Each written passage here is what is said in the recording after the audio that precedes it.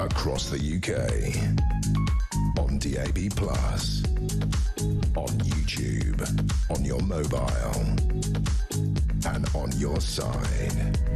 This is Talk.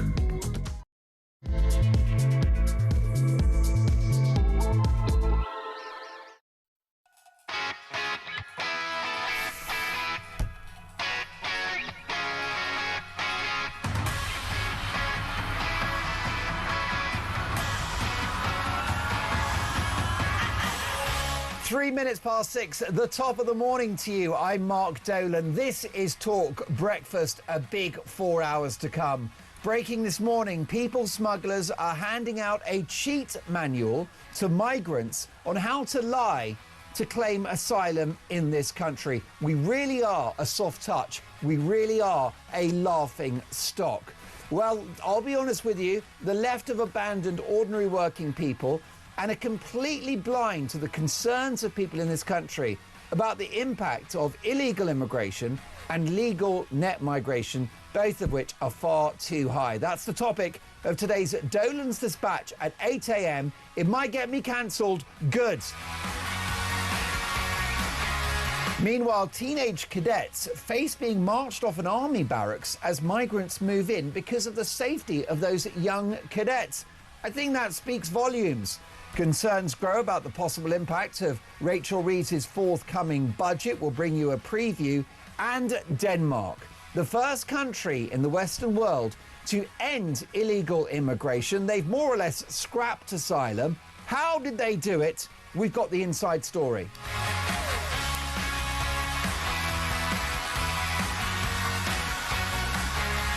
And what about this? A video has gone viral online. This is from the Department of Education that you and I are paying for, boasting about the breakfast clubs at schools, which of course cost absolute millions for ordinary people. So the public were asked, what will you do with that extra hour now that your kid goes to a breakfast club? Well, the video went viral because they said, oh, I'll take a nap, or I'll go and have a coffee at Costa. I'll go shopping. I'll have some me time. This is what you're paying for, the breakfast clubs. What's wrong with spending time with your children and actually feeding them? Is that no longer a thing in 2025? No. Get the state to raise your kids, to indoctrinate them at school, to feed them a rather cheap meal so you don't have to. People are furious. I will get reaction from the legendary former government minister, Edwina Currie, who, let me tell you, is not pulling her punches. Now, my priority for the duration of the show is to get your opinions on the national television and radio airways. My phone number is 0344 499 1000. Dean, who's on the phones today? OK, Tommy, once he's arrived, apparently he's badly hungover, and so we're getting a coffee into him. And he'll be taking your calls with a croaky voice, 0344 499 1000. For now, if you ring us, then lovely executive producer Dean will take care of that. Pressing the buttons is our leading engineer, troubleshooter himself, an absolute wizard. He makes Bill Gates look thick. It is Dave, the engineer. And directing our TV output is Davis, who I asked him, can you find my better side? But he's still looking for it. Whatever you do, don't zoom in because we'll lose viewers. If you want to watch the show, just head to YouTube, search Talk, and up we pop. But we're on the radio, we're online, we are everywhere, and it's all about your opinions. 0344 499 1000. Text the word Talk in your message to 87222 or send us a voice note. We're going to get through so much today. Let's start with today's front pages. The Mail on Sunday. Starmer piles pressure on Prince Andrew to testify in the US over Epstein. Sir Keir Starmer has heaped pressure on Andrew Mountbatten Windsor to give evidence to the US Congress about what he knows about Jeffrey Epstein. The disgraced royal has so far ignored a request by American politicians to come forward with an information pack about the paedophile financier and his network of contacts. And last night, Sir Keir told reporters at the G7 summit in South Africa, anybody who has got relevant information in relation to these kind of cases should give evidence. Can I just suggest to our Prime Minister that he keeps his nose out of the business of American courts and the British royal family? I'll tell you for why. because Sir Keir Starmer is our elected Prime Minister, and his job is to worry about 50, 60 or 70,000 people entering the country illegally every year at a cost of £15 billion just for the accommodation. He should worry about inflation, which is a tax on everyone. He should worry about growing unemployment. Yes, this caring, sharing left-wing government has actually put unemployment up. So so-called working people aren't working anymore, thanks to this awful government. He should worry about the spiralling cost of government debt, which is now higher than after Liz Truss's mini budget. And he should worry about low growth. Growth so anemic, he makes Rishi Sunak look like a financial wizard. Get your house in order, Keir Starmer, or you are out. And of course, that is a big theme of today's show as well. Pressure grows on Sir Keir Starmer. I was just reading one of the papers this morning before we came on air that some Labour insiders think that Starmer will throw the towel in early next year. Watch this space. Sunday Mirror, Rachel Reeves exclusive. I'll get a grip on the cost of living. Chancellor says helping families is her top priority in the budget. What a shame, therefore, that inflation is so high, Rachel. My God, her numbers really don't add up, do they? And if she says one more time that I'm the first woman Chancellor, let me tell you, Rachel Reeves, you're giving women a bad name. It's actually a libel and a slander on women that you call yourself the first woman Chancellor, because what you are is the worst woman Chancellor. And I don't care about the gender of her replacement as long as it's not Rachel from Accounts. The Sun on Sunday, exclusive royal shock. PM Andy should give evidence. Met in hunt for officers' emails. Daily Star, special investigation. Surge in numbers of store thieves jailed. Shoplifted is the headline, and it's an exclusive from the Star. The number of people being sent down for shoplifting is at its highest level in years, and they're being caged for longer. More than 12,000 store thieves were jailed in the last year, almost twice as many as 2023. But experts say more must be done to end the epidemic. Well, I think that if you look at shoplifting, it is an example of our broken society, of our absolutely destroyed social contract. And I've witnessed shoplifting. It's truly horrific. The cost is passed on to, again, ordinary people. And it's one of those things where if you accept so-called low-level crime, then this is a stepladder to far worse crimes, which is why life in Britain in 2025 is so miserable. But in today's Dolan's Dispatch, I've got an optimistic note to strike. So yes, things are terrible, but I've got good news for you towards the end of today's diatribe. Dolan's Dispatch, 8:05, don't miss it. It might get me cancelled. Good. The Sunday Telegraph, Ukraine deal, not my final offer, says Donald Trump. Badenoch accuses Reeves of cowardice on stealth taxes. And Starmer believes Prince Andrew should give Epstein evidence to Congress. That Starmer-Andrew story is simply a dead cat to get the headlines away from the terrible job he's doing as our Prime Minister. The Observer, Greenland, leave NATO, tax the rich, welcome migrants. Zach Polanski tells Rachel Sylvester his hope for Britain. Oh my goodness. Be afraid, be very afraid. Yes, we want to get rid of this Labour government, but be careful what you wish for. Can you imagine the Greens in charge? The Sunday Times, police accused of relying on false intelligence to ban Maccabi Tel Aviv fans. Reeves to scrap benefit cap, but pledge reform. And cash help for schools to boost reading. And last but not least, the Sunday Express, safety fears over fat jabs for RAF pilots. Wow, there's a lot going on in that headline. A lot of heavy lifting. I'll tell you who's going to do all the heavy lifting in this hour is the incredibly brilliant broadcaster, public relations expert and writer, Piers Pottinger. Good morning, Piers. Good morning, Mark. It's lovely to see you. Good to be here. Where to start? I mean, you've got royal. Well, you've been close to royal circles. Yes, absolutely. And you've spent time with Prince Andrew and other members of the royal family. You know the family well. Yeah. What do you make of Starmer's intervention here that Andrew must face US Congress? Well, it's idiotic. And the thing is, there are three, not just one, but three investigations going on in the US Parliament, in both houses. And Andrew is not obliged to give evidence because he isn't charged with anything and he's not a US citizen. And I can't see he's got anything to gain by doing this. And if I was him, I wouldn't bother. And the problem is these investigations are open-ended. There's no time frame on them. They're just sort of rather like Epstein himself. The whole thing's a mess. And also, why is it, among all these hundreds of thousands of so-called Epstein files, that the whole thing centres on Andrew? I mean, you're so right. Andrew spent very little time relative to all the other people who were involved with Epstein, and we're talking about big names: Bill Clinton, Bill Gates, some of Warren Buffett, Woody Allen, some of the most famous American figures, and they seem to be getting away unscathed by their associations. So far, it's only the Brits who've been hammered by the Epstein scandal. And of course, it's Mandelson. Ghislaine Maxwell's in prison. Mandelson's lost everything. Andrew and Fergie have lost everything. And maybe quite rightly. But the point is, the Americans who spent day in, day out with this man, who helped him build his fortune, these are the people who should be investigated to see what was going on in the very dubious way Epstein operated. And it seems that Andrew, although a man of poor judgment and low intellect, is the fall guy here. Yes, it very much is. He's an easy target. Yeah. They know he can't answer back. They're using the published so-called memoirs of a dead sex worker. Yeah. And she may have been a victim, but she was also a sex worker, and not by any means a whiter than white, virginal innocent. Yeah. There's no question about that. Don't forget, Virginia Giuffre's husband had a restraining order against her to keep her away from him and her children. Yeah. And I mean, you have to wonder, why did he get that?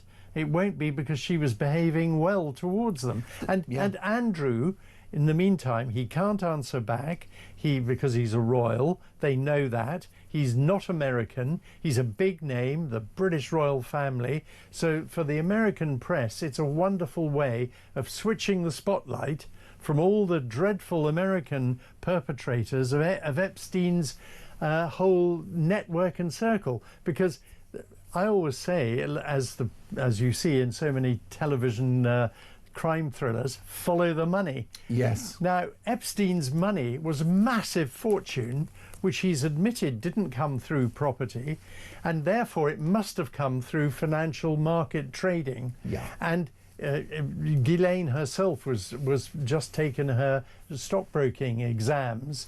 One wonders why. Of course, she was going to start broking as Epstein was, and clearly there's a big question about insider dealing. Did he build his fortune through special knowledge from the likes of Bill Gates and co? I'm sure that may not be the case. I don't want to slander Bill Gates in any way, but you do have to ask the question, how did this man amass one of the biggest fortunes in America? He owned the biggest house in Manhattan. I mean, and Andrew had nothing to do with that. Indeed, and he was a key figure, a pillar of the establishment, sort of the New York US elite of business, showbiz connections, royal as well, supposedly, as you say. And Bill Clinton, for example, I mean, he used the Epstein jet like it was a bus service. Absolutely. He lived on that plane. Yeah. And yet we're told nothing to see here. No, exactly. And we're all just supposed to believe it because he says so. And I mean, Mandelson, I suspect there's much more to come out because he called him his best pal. And you don't call someone your best pal just by if he's a casual acquaintance. Given that Peter Mandelson is a homosexual man, does that therefore dilute the argument that there may have been some, malintent on the part of the former ambassador to the US? I've no idea. I mean, because the main sort of thing that's lobbied against, that's argued against those close to Epstein is somehow that they may have used young women for sex. Yeah. I mean, that's the most potential egregious crime, isn't it? It doesn't seem like the Epstein connection is necessarily a financial one. No, I mean, he used sex, but it is sort of sex money. I don't know where the drugs came in. I'm sure there was some rock and roll around. Yeah. But I mean, the whole thing is a horrible mess, and I don't think we'll ever get to the bottom of it. No. Because I think some of the most powerful Americans there are, and the richest. And in America, big money buys you big influence, are burying this as hard as they can. And with three investigations going on in the American government, through the American Parliament or government system, three different investigations which are getting nowhere and are open-ended, the whole thing, to me, stinks to high heaven. Does Donald Trump have anything to fear from the publishing of the Epstein files? I don't think so. I don't think so, because I think if we are to believe him, and I see no reason not to, he broke off his friendship with Epstein when he realised what a lowlife Epstein really was. And he, like many, as I said, some of, as we know, many of the great and so-called good in America were moving in Epstein's circle. But once Trump realised that this man was no good, I think he kicked him out of his club in Florida. He severed all relationships with him, and therefore I think Trump is and also I don't think Trump would have released the files if he was going to cut his own throat. He is not a suicidal kind of person, Trump. Most definitely. Well, next up, has Nigel Farage fallen out with Donald Trump?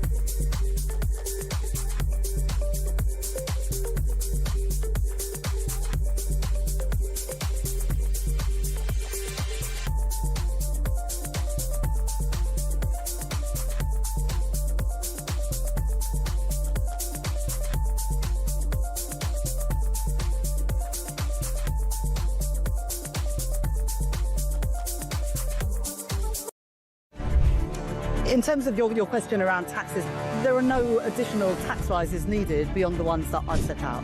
Don't need to increase taxes. I'm not coming back with more borrowing or more taxes. I will not increase your national insurance. I will not increase your VAT, and I will not increase your income tax.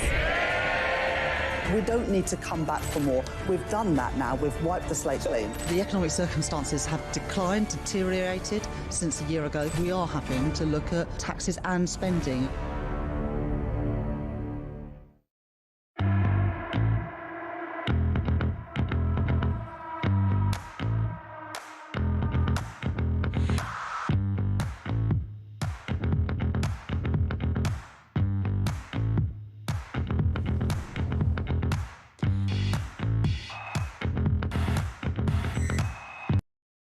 Across the UK, on DAB+, on YouTube, on your mobile, and on your side.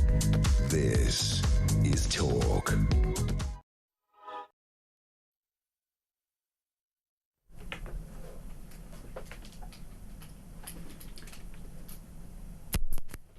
.22 Talk Breakfast. So much to get through in the next 45 minutes in the company of public relations guru, the one and only Piers Pottinger. Front page of the Sunday Telegraph, Ukraine deal, not my final offer, says Donald Trump. Now, this is very interesting, Piers, and it matters to my viewers and listeners because we need this Ukraine war to end. The reason why in the UK we need the war to end is because when it does, energy prices will come down, which will reduce inflation, make it easier for people to heat their homes. You'll also see more confidence in the world economy, which will bring national income. So actually, it's massively important that the conflict ends. And I agree with Donald Trump that we need a tiger in a tank. We've got to get on with this. Yes. Because nothing happened in 4 years of Joe Biden with regard to Ukraine. No. Asleep at the wheel, the invasion happened. And during her campaign, to become US president, Kamala Harris didn't once mention Ukraine or how she'd end the war, whereas Trump said, I'll have it done in a day. Now, that's not going to be the case. The issue we've got is this tension between a desire for a deal and the integrity, the territorial boundaries and the sovereignty of Ukraine, all of which are under question. But a fascinating development, which is that Nigel Farage, who has been a keen ally of Donald Trump, and they've been personal friends as well, they've parted company over this one, with Farage in the last 24 hours posting on X that the Trump deal is unacceptable. That what it requires is that Ukraine shrinks its army in half, never joins NATO, and relinquishes territory that hasn't even been captured by Russia in the conflict. So an interesting dynamic there between Farage and Trump. What do you make of it? Well, it's very sad. I mean, this is a nonsense deal, and Nigel Farage is 100% right.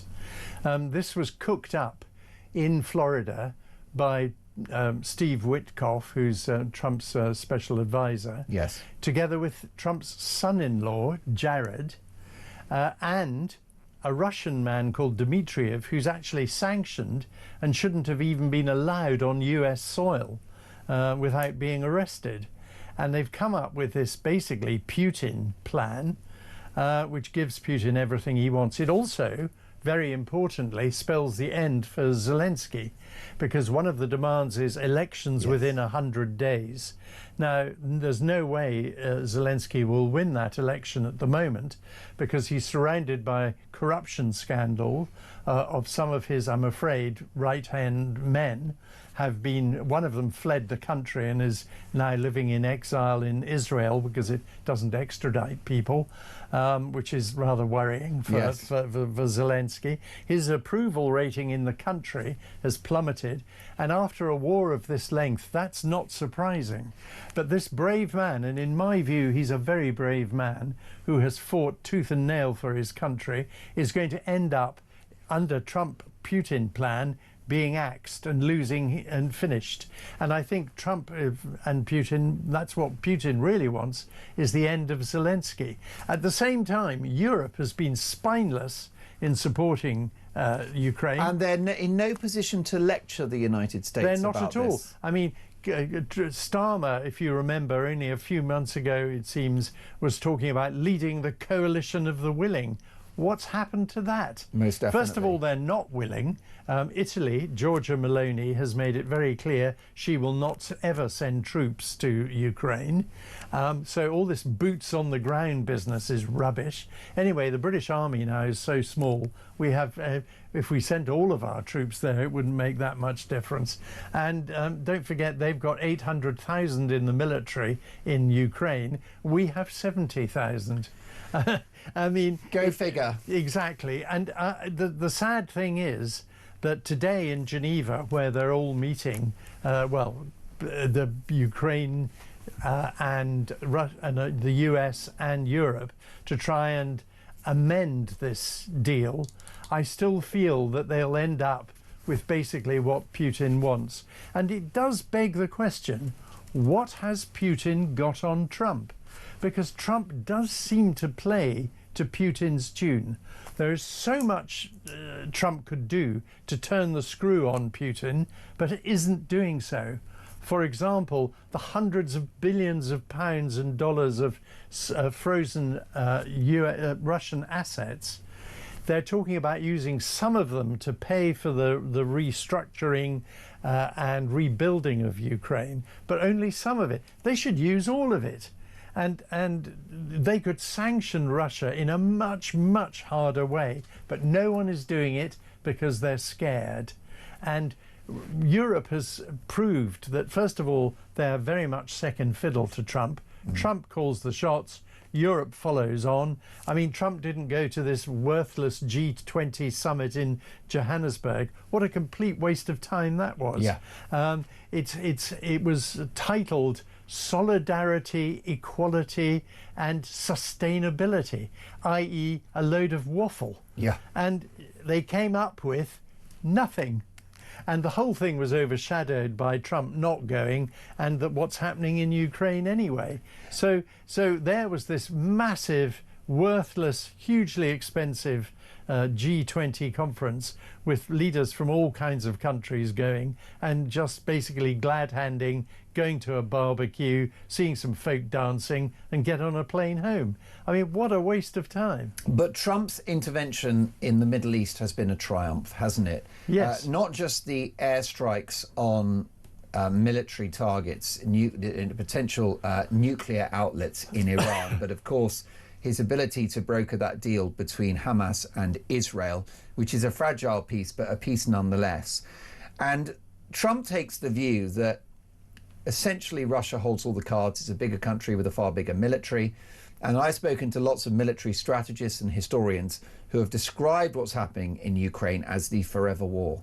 Yeah. So is an improved version of the Trump deal the least bad of all the outcomes? Well, it probably is, because what Putin is probably about to launch is a massive attack on Ukraine. Yeah. As the winter descends, it's the perfect time to hit them and hit their energy infrastructure, which he's done before, and he'll do it again, and that could really hurt the whole Ukrainian people.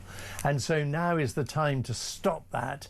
And I mean, yes, an awful lot of what Trump does and says is annoying and irritating and not always right, but quite a lot of what he does is good, and he at least is decisive. He's getting things done. He doesn't believe in waffle and wokery. And he doesn't like war. No, and he doesn't like war. He's a deal maker. As opposed to many of his opponents in the caring, sharing, be kind Democratic Party. Yeah. Exactly. And of course, many prime ministers, when there's a problem at home, quite like a war because it detracts from their own problems. Well, when he wasn't taking an afternoon nap, Joe Biden's words, his rhetoric about Russia were extremely pugnacious. Yes. And belligerent. Yeah. And it seemed like there was an appetite to demonize Russia, which of course you should, because they've invaded an independent sovereign country. But it felt that it went beyond that this was somehow an agenda of the Democratic Party, that Russia's the bad guy and that we support this war. There are big donors from the military-industrial complex to the Democratic Party, as well as the Republicans. How does this play out? Does Donald get his deal on Thursday? I think he will. I think they will come to a deal, because Zelensky's under such pressure at the moment, he's going to have to give in to a degree. And I think there will be a deal. But the elephant in the room is another country called China. And China is lurking in the background. Now, there are signs and indications that China is preparing for much sooner than expected invasion of Taiwan. And well, indeed. Now that is even more critical than Ukraine. Yes, and of course this is the issue. What people are concerned about regarding Donald Trump's deal, whilst they laud the energy and momentum that he's placed on this situation, they're concerned about the optics of this and the messaging to other international bad actors. Absolutely. Which is, if you invade a country, you get away with it and you essentially come out the winner. Yeah. And that is a very bad sign. And to Xi in China, he will be laughing himself all the way to his military headquarters, where he starts the invasion of Taiwan. And he's already said that his army must be prepared by 2027 to invade Taiwan. Well, most people think it's ready now. He's been on all kinds of maneuvers. And I think China is going to become much more an issue next year. I think it'll be the biggest single issue that we will face and the biggest threat. Coming up, people smugglers are handing out a cheat manual to migrants on how to lie to claim asylum in the UK, and the Labour plot to destroy Keir Starmer as PM. We've got the inside story. That's next.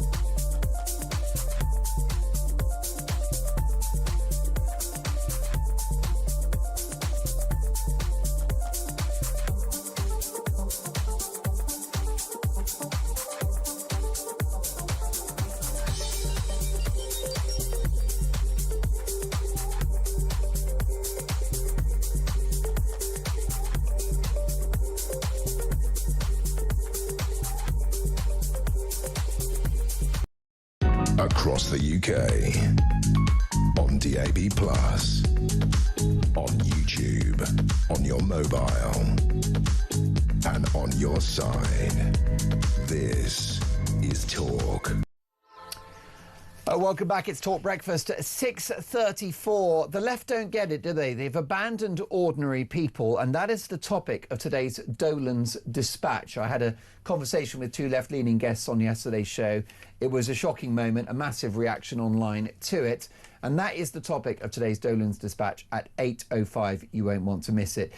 Meanwhile, with me in the studio, the public relations guru and political broadcaster Piers Pottinger.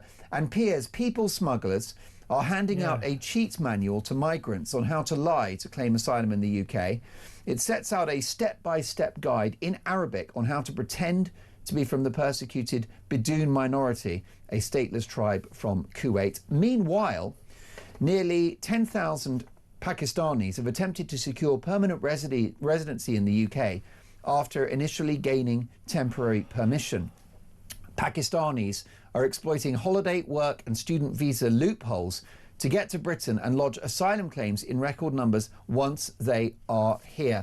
We are a soft touch, we are a laughingstock. Yes, and it's quite clear that particularly people coming here supposedly on holiday from Pakistan have every intention of staying here and claiming asylum. If we know that, which we do, you would have thought border control would make people applying from Pakistan for a holiday visa answer many more questions, perhaps go into a separate line when they arrive at the airport, and be questioned thoroughly before they are allowed to enter the country. I mean, let's take some action that we can do immediately, but I mean, this is just indicative of some of the problems we've got. I don't think the border force is actually fit for purpose, because I don't think it's their fault. I don't think they've got the resources. I don't think they're actually doing what they should be doing, which is stopping people playing the system coming in. And if we make it easy for them to do this, they'll do it, as we see. Well, indeed, I think overall the issue we've got is that our system is too empathetic and too generous. Yeah, it is. We are the soft touch. We are the most generous in the world. After all, how many Muslim asylum seekers do you ever see seeking asylum in a Muslim country? Yeah. It's always baffled me that all these Muslims want to come to a Christian country. Slightly bizarre. The only reason they're really coming is for the money, and we know that.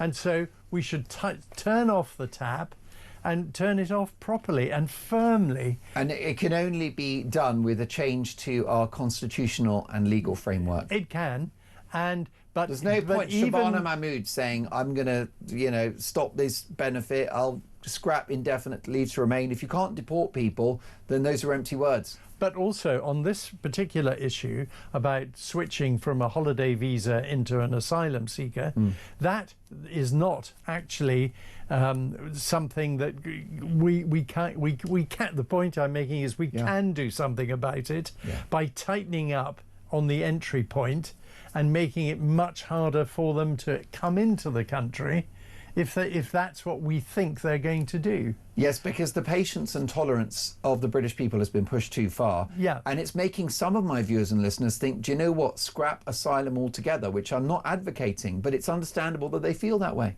Well, I mean, when you get a situation where the former mayor of Enfield, who is no longer the mayor and was disgraced, because he was using his influence to bring in from his, I think it was Bangladesh, 41 of his family and friends. 41 people came into this country. Goodness knows where they are. That's the other thing. A lot of people, once they're in, they're in.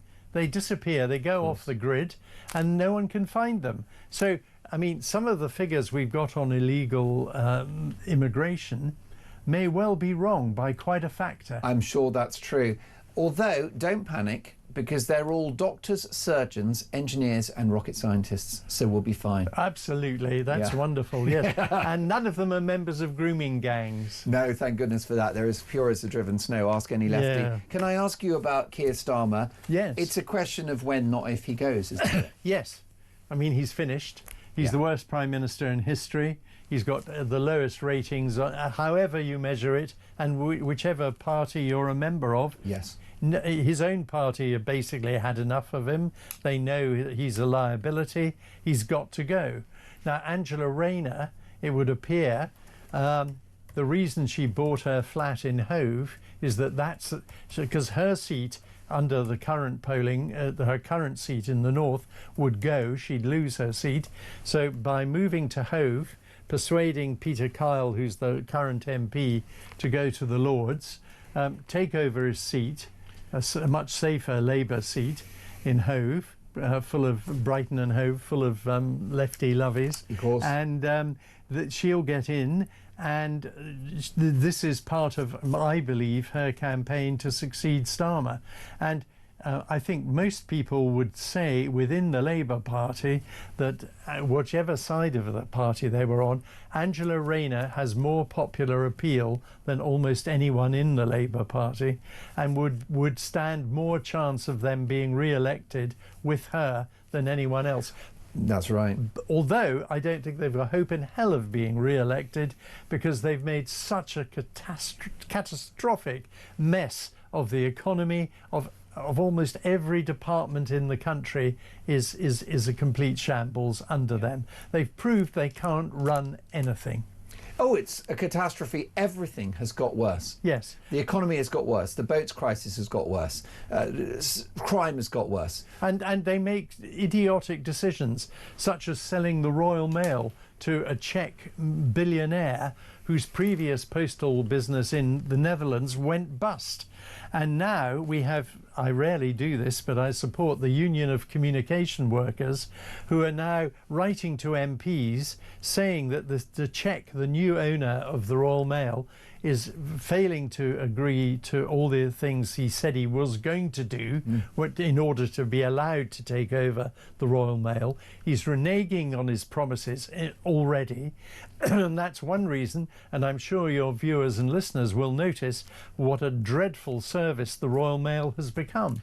Deliveries, where are they? It's a shock. We don't get them. I'll go for days without receiving it, and then I'll get wrapped in a nice elastic band, you know, what feels like a month worth of correspondence. But don't forget, a lot of which is, I'm afraid, Mr. Dolan, you've got 4 days to live. Good luck. Yeah, well, and I'm like, oh no, I've missed the deadline. But the urgent call to the GP going, excuse me, apparently I'm dead. Yeah, exactly. And the GP were like, right, we'll see you next Thursday. And if you miss an appointment, they take you off the list. Yeah, I should say see you next Tuesday. You should. Yeah, it's quite egregious. And, you know, yes, we've got email, but there are millions of people in this country watching and listening to this show who rely on the mail. They do still, for many things.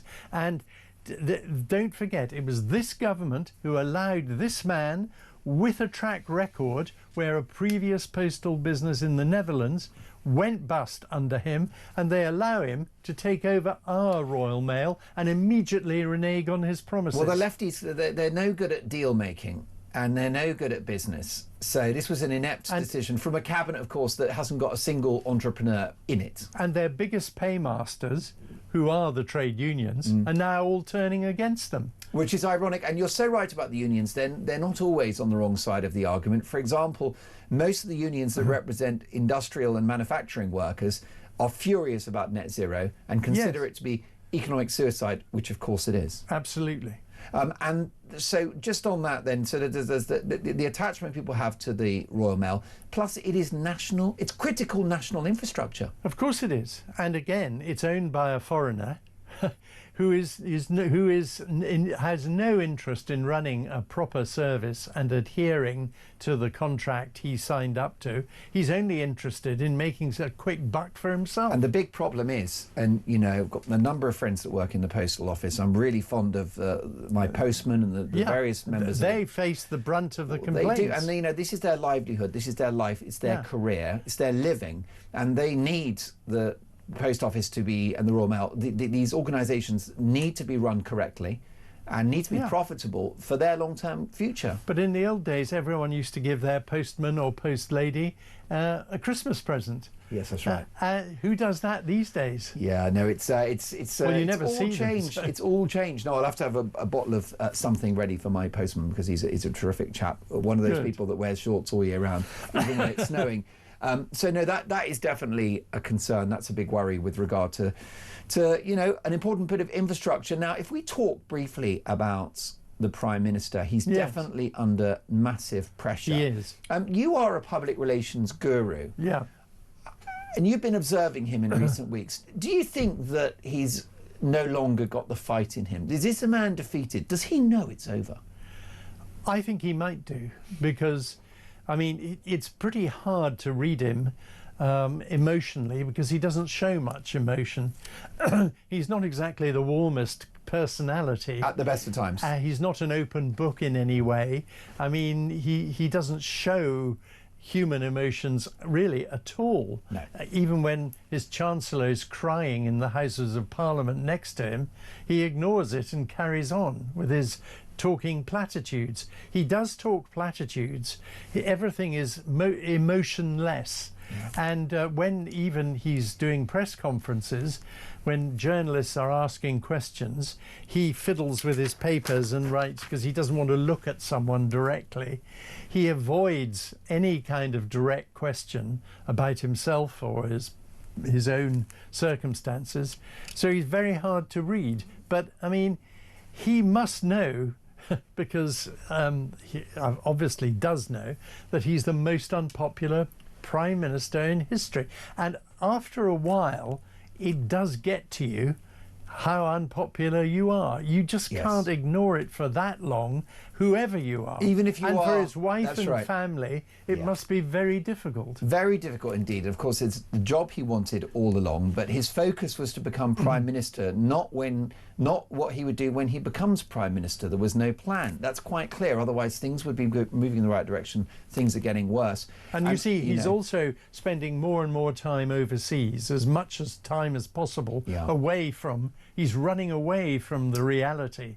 So he goes to these worthless G20s, COP30, whatever it is. Yeah. He'll sign up to it glad hand with other leaders, hoping he's going to build some network for his future career, rather like Tony Blair did, and built a whole huge multi-million-pound consultancy business by glad handing lots of foreign dignitaries. And that's what Starmer's doing. He'll up his human rights legal business after he retires from politics, because I think he's got a very short time to go. And I don't think the Labour Party are going to let him get to the May elections. Wow. I really don't think they will let that him. is, stop the press. Starmer gone in less than a year. Definitely. Is there a chance he could throw the towel in? I think so, yes. I think he may well throw the towel in before he's pushed. I mean, that's the kind of man he is. If he really thinks the writing's on the wall, rather than face a horrible process where he eventually goes, and clinging on is very, very undignified. Yes. And he doesn't like his dignity pricked in any way at all. He's very, very conscious about that. So I think he will jump, yeah. Well, that's really interesting. And I watched the Sky News Beth Rigby interview with him a couple of days ago. And I thought he looked, even though he's robotic and, as you say, doesn't betray much emotion at the best of times, I did think he looked quite defeated. He looked tired. He didn't look confident. It's amazing. How is it possible to be a Prime Minister that's more or less very recently won an election with a vast majority, to not be confident, to not have a spring in your step? But all he does still is spout the same platitudes. Yeah. And, the electorate have lost total faith in him. Look at, I mean, he's polling at the moment. The Labour Party's polling on a par with the Greens. And that lunatic Zach Polanski, a man who thinks he can hypnotise women to grow bigger breasts. For goodness sake, Doesn't that tell you something, Starmer? It's over. Listen, hypnosis and breast enlargement, don't knock it till you've tried it, Piers. Let me tell you. I've been trying for years. No, I mean, I've been watching... And it wasn't breasts, I'm watching by the some way. of Zach Plansky's old videos. It's been a triumph, I can't lie. No, but listen, this is a great line from Andrew Neil, who has tweeted the following. Keir Starmer's 11,000-mile round trip to the G20 in South Africa is his third foreign trip this month. And, there we are. And the 42nd in the 17 months that he's been in power. 42nd. And then Andrew finishes with, Starmer to visit Britain will soon be a worthy headline. Well, there we are. So right about that. Before we get to the break, I will say one thing, which is, can I just be abundantly clear that whoever replaces Keir Starmer will be left-wing and will have terrible policies which will hurt the country? Because funnily enough, okay, to be fair, I will say there have been times in history when we actually probably needed some progressive policies. I don't think it was all bad under Blair when he invested in our broken public services. Yeah. We've got the Attlee years after the Second World War and the establishment of the NHS. So I'm not saying that there isn't an important contribution from the left to British politics and public life, but now's not the time. Because what we need now is to cut taxes to grow the economy. We need to scrap net zero, which will tackle inflation and energy bills, and we need to close the border. All of which are conservative-leaning ideas, which are, I'm afraid, the country needs. I'm so sorry, that's just the fact, in my view. Yeah. Anything we get will be more leftism, but with a different face. What I will say, having done that big fat caveat, is to say that I don't think that the stable of runners and riders is actually too bad. You mentioned Angela Rayner, who is, in my view, Labour's Boris Johnson, okay, a populist figure that makes headlines. She's got the gift of the gab. She's a disruptor, and she's charismatic with a great backstory. Absolutely. Right? Then you've got Wes Streeting, who's articulate, also ideologically a bit more sensible than the others, and I think probably would shift the party and the agenda to the right, which I believe we need. So Streeting's a talent. Then you've got Shabana Mahmood, who has made some great noises about immigration. Whether she backs that up with action, we'll wait and see. Well, she's part of Blue Labour, which of course is Lord Gaisman's group, and he talks an awful lot of sense. And Shabana Mahmood talks an awful lot of sense too. But unfortunately, the left and the unions call the shots, and they don't like No, it. and they think she's far right and all the rest of it. Yeah. And then the final person I would mention is Andy Burnham in Manchester, Yes. who I think is an absolute political... He's a chancer. He's a chancer, he's a charlatan, he's a weather vane. Yes. Previously, he pretended to be New Labour and a Blairite, and now apparently he's a real lefty, right? A mega progressive.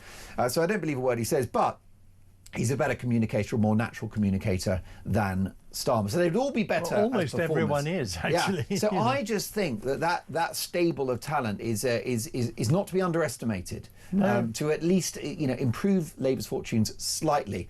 But whatever happens, the substance will be a disaster. But how long has Starmer got?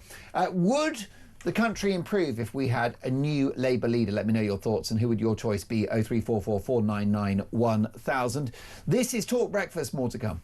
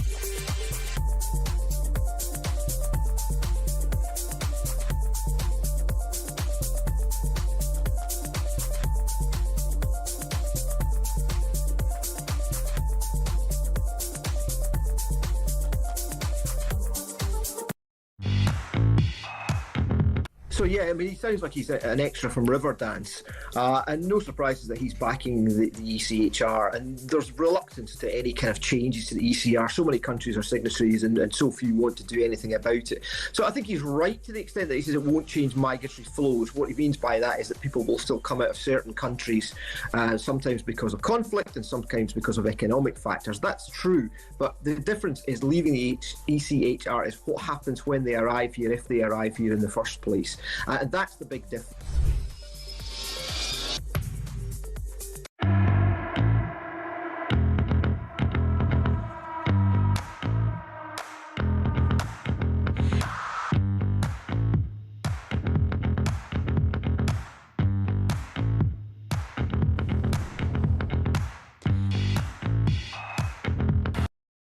Across the UK, on DAB+, on YouTube, on your mobile, and on your side. This is Talk. Lots of messages coming in. Cliff in Berkshire. Good morning, Cliff. Top of the morning to you, Mark, says Cliff. The present and previous governments never cared about the Royal Mail. This government have allowed the Royal Mail to become little more than a leaflet distributor, but the Conservative government, although having owned its own mail company, used a foreign mail company to deliver my pension service letters. Crazy. Hi, Mark. There's nothing wrong with the Royal Mail. I get mine every Friday. That's a great line. Thank you, Tony. How about this? Hi, Mark. It's taken over 2 weeks for a card sent first class to arrive in West Sussex from the Isle of Wight. Pam, thank you for that. That's a shocker. And how about this? Good morning, says Steve. I'm an avid Talk TV and radio listener and just listening to Mark Dolan's show, but have to take issue with your guest who's complaining about China. I'm retired now, but spent a lot of time in China through work and lived there for 4 years. And it irks me that we have a go at China, who never ran child rape gangs here, didn't fly planes into the buildings of New York City, and don't attack innocent men, women and children in our country. Rant over. Steve, thank you for that. And we've got another unnamed texter. Mark, we are a soft touch because we have a Muslim Home Secretary and hundreds of Muslims in the civil service. Pakistanis and Bengalis are trying to take over the country. And John in Liverpool.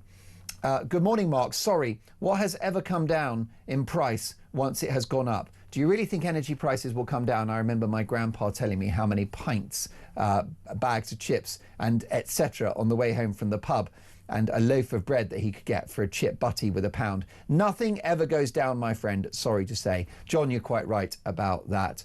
And Joanna in Salisbury. Hi, Mark. It's not in Starmer's interest to agree to this Ukraine deal.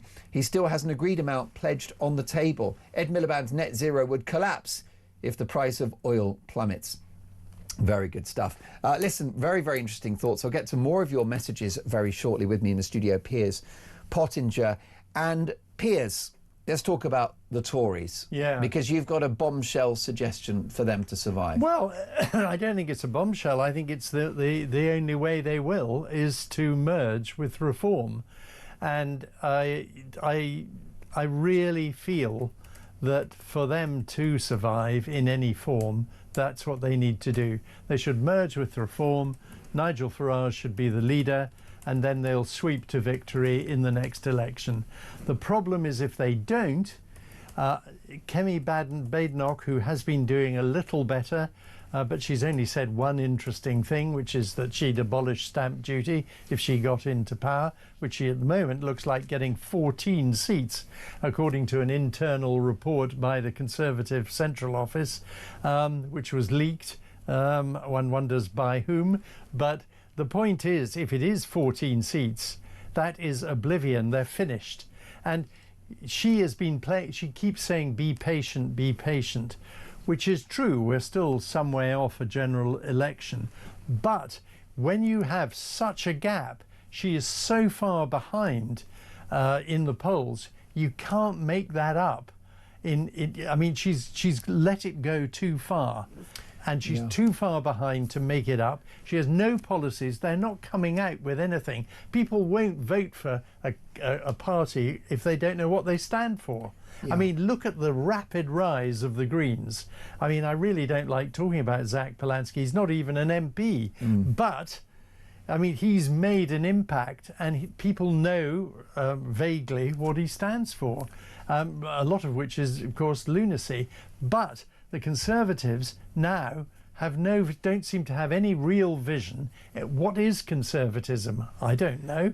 Yes, I think that they've got to get rid of Kemi Badenoch. I think they've got to put Jenrick in, and Jenrick's job is simply to roll the pitch for a merger with Reform. Yes, or some and kind also, of I mean, collaboration. Jenrick is the only one who's working his socks off to make an impact. And in opposition, you've got to make an impact. Yes. You've got to work harder. It's tiring. It's very, very hard work. Thankless. It's not very rewarding. Yeah. And I think, I'm afraid to say, Kemi Badenoch seems to be a bit too relaxed, a bit too aloof. Doesn't really have friends in the press and supporters that she should have. Natural Conservative supporters hardly know her.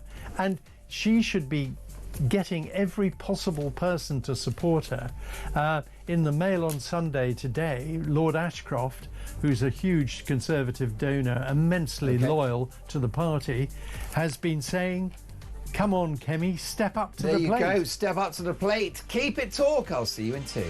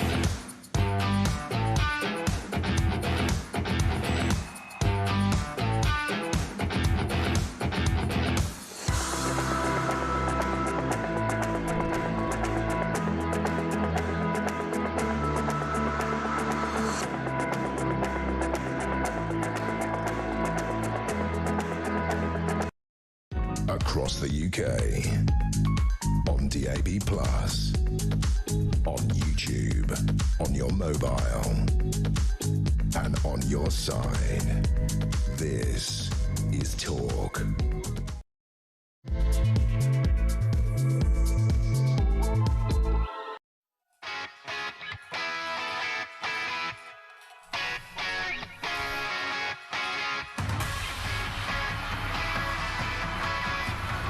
.703.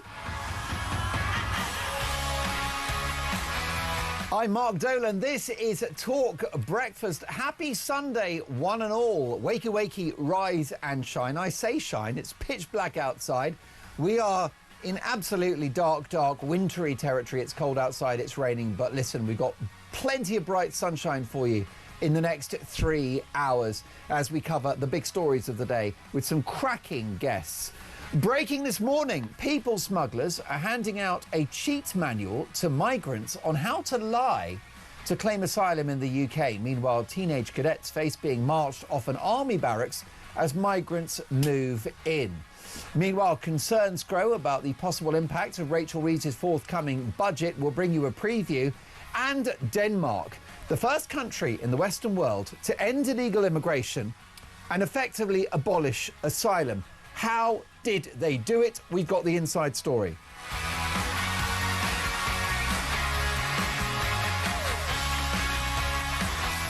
Also this morning, has Nigel Farage fallen out with Donald Trump over Ukraine? And the runners and the riders to replace Keir Starmer, given that Labour insiders now say it's not if, but when he goes.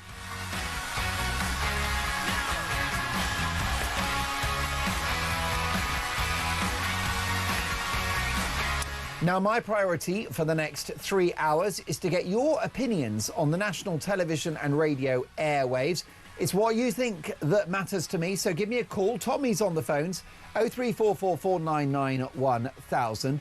Would a change of Prime Minister improve the fortunes of this country? Andy Burnham, Shabana Mahmood, Angela Rayner, Wes Streeting. Would that be a step in the right direction? Let me know your thoughts. Send the word talk and your text message to 87222. Or you can leave us a voice note. So much to get through. You can hear the show on the radio, of course, DAB+, and indeed in-app. Or you can watch the show. Just head to YouTube, search Talk, and up we pop. And as the saying goes, let's talk.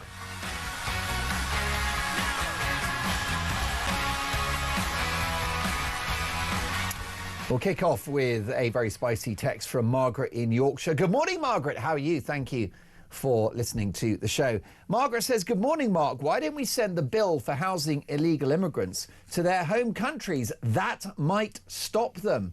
And Christina, good morning, Mark. Has Nigel fallen out with Donald Trump? I doubt it. They're both very busy men. Both have different views on things. Wait and see what Nigel says. Christina, thank you so much. We'll be having a look at Nigel a bit later. Has he fallen out with Donald Trump? We'll get to that.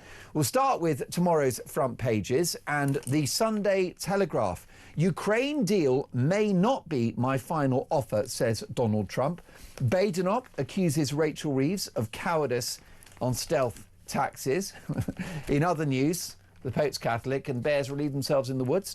Starmer believes Andrew should give Epstein evidence to Congress is another story in the Telegraph. And Thames Water takeover by China faces block. Sunday Times, police accused of relying on false intelligence to ban Maccabi Tel Aviv fans. And Reeves to scrap benefit cap but pledge reform. Chancellor to end two-child rule in budget. She insists welfare bill must still be tackled. It looks like she will giveth with one hand and taketh away with the other. As peace row erupts, Ukraine remembers its war dead and cash help for schools to boost reading. Sunday Express, safety fears over fat jabs for RAF pilots.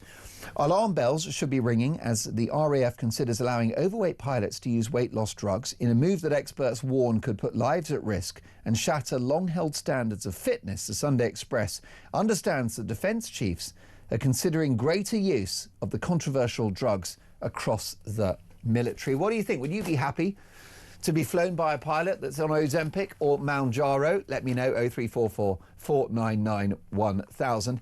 Daily Star Sunday, an exclusive investigation. Surge in numbers of store thieves jailed. Shoplifted is the headline, and an extraordinary number of people have been arrested and prosecuted for stealing food and other goods from supermarkets. Good to see progress being made on that egregious crime. The Observer, Greenland. Leave NATO, tax the rich, welcome migrants. Zach Polanski tells Rachel Sylvester his hopes for Britain. Reacting to the big stories of the day is one of my favourite broadcasters. It is Duncan Barks, who is, let me tell you, a bona fide legend of broadcasting. Morning. In fact, you're such a legend that you would say bona fide rather than bona fide, which apparently is I wrong. don't actually know the correct way of pronouncing it. No, I think that's enough Latin for the morning. It's great. Too much Latin. Good to see you too. So many big stories to get through. You know, in many ways, where to start. Can we have a quick look at this shoplifting story in the Daily Star? Because I think it's important. The authorities for too long have considered this to be a low-level crime. Yeah. That doesn't really have a victim because no violence is involved. Yeah. How wrong they are. Indeed, and anyone with a brain will tell you that if you let this stuff go unchallenged, people become braver and then start carrying out more serious crime. That's what happens, right? You know, if you allow people, I've seen it. So I mention this a lot when I'm here on Talk. I live on the South Coast. I chose not to live in London about 25 years ago. And Lucky you. Yeah, well, quite. I turned out to be right, Mark. But in my relatively quiet, almost countrified part of West Sussex, a place called Chichester, which is a very small town, though is classed as a city because it's got a whopping great big cathedral. Shoplifting is rife, and I've seen in my local co-op. I toddle off down there to get a newspaper, maybe occasionally a bottle of red wine if I fancy a glass or whatever. And I recall the first time I saw it, a bloke, big fella, had one of those bags, not dissimilar to one of those IKEA blue bags, right? Yeah. You know, those big whopping great big bags. Came in, literally just took a load of stuff off the shelf and walked out. And I was like, what? And I said to the woman behind the counter, what happens now? She went, nothing. We've been told not to tackle it. Yeah. We probably won't bother telling the police because they don't come out. They just give you a number. And I said, how often does it happen? She says several times a day, but it's always about roughly the same half a dozen people who do it. Yep. And I find myself thinking, well, if you let that go, right, these people become more brazen and they go off and do other stuff. And there was a mayor of New York, I want to say de Blasio. Would that be right? Well, it may have been him, and also, of course, Giuliani. Might have been him, who they pioneered this. It was The called broken window. That's it. Yeah, that was Giuliani. Was it who Giuliani? cleaned up crime in New York in the 90s. Yeah, and his whole theory was that if you tolerate broken windows or graffiti or whatever, then you get more people carrying out other forms of crime because they think they can treat society and their fellow human beings in that particular way. And by cracking down on it, and the results were there, he managed to clear up the crime rate in New York. And I use that as a similar example to what we need to do with shoplifting. Well, I was in a Tesco just a few weeks ago and I witnessed shoplifting, and 3 employees of that branch essentially apprehended the individual that was stealing bottles of booze, got the booze off him, and this guy had tattoos and was very threatening, but in the end just ran off. And I was very impressed by their courage and their bravery, all wearing body cams, because now the violence is not just a sort of abstract threat, it's a real threat.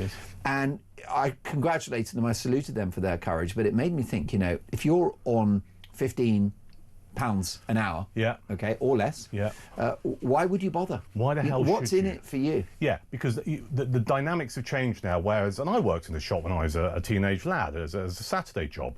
You know, you go there, you earn a few quid, and then you go off to the pub, right? The dynamics have changed now, where potentially you work behind the counter, you work in a shop, a convenience store, you're doing that basic kind of work of serving people, maybe stacking the shelves, but actually now there's a dangerous element attached to your workplace, isn't there? Which is someone might come in, you might go, mate, put that back down, and you might get a punch in the face or a blade in the kidneys. Most definitely, and if you're on minimum wage, it's just not worth it. It's not your job to protect the bottom line of Sainsbury's or Tesco or Co-op, but the crime is so bad because it's an example of our sort of fractured society and the diminution of the social contract, the normalisation of crime, which, as you've said, escalates, and it's an entry-level crime. The other thing is, it's not hungry mums getting baby formula for their kid. And this is the problem, isn't it? We've had for far too long a softness in our justice system, and I would also argue our police system as well, which is, people are only shoplifting because they can't afford to eat. Pathological empathy. Right? They can't afford to feed their children. Absolute guff. There are some people in that situation, but the majority of people who are nicking stuff from convenience stores are not in that situation. No, I mean, they're in gangs, it's about paying for drugs. It is. And they go to markets. But I would say that if you have to have, which I have in my local co-op, if you've got a security tag on a Nescafe Gold Blend, then that's a society that's not working I was anymore. genuinely shocked last year. I don't even like No, I prefer Kenko. It's because you're posh. Yeah, I'm dead posh. I was genuinely shocked in my co-op to find, and you know I like my sausages, right? There was a packet of sausages that was enclosed in a Perspex box. Okay, so if you imagine your packet of bangers is about that big, it was in a box double the size, that big, with a GPS tracker attached to it. I mean, it's unreal. In what world? And actually, a sausage, that is basically a very sort of cheap, low-end form of meat, isn't it? I mean, not the ones that you make by hand, but really, sausages would be the budget choice for a meal. Yeah. And yet they have to be security protected. Just bizarre. It's utterly quite bizarre. And I mean, to actually accept now, we live in a society where that has become the normality is quite a massive step backwards, isn't it? It really is, and I salute those shop workers who are so brave enough to put up with that. And at that Tesco, I said, how often does this happen? And they said it starts at the beginning of the day. Often it's young kids as well. Yeah. And he's looking at 10 to 15 incidents a day. Every one of which, by the way, brings with it peril. Yeah, and what's the answer? What is the answer? In my indeed? darkest moments, I start to think the answer's tasers. Yeah, well, that's actually not a bad idea, I've got to say. So much more to come. Keir Starmer thinks that Prince Andrew should go to America and give evidence to Congress, plus lots more front pages and your calls as well. Would a change in Labour leader improve the fortunes of this country? 0344 499 1000. This is Talk.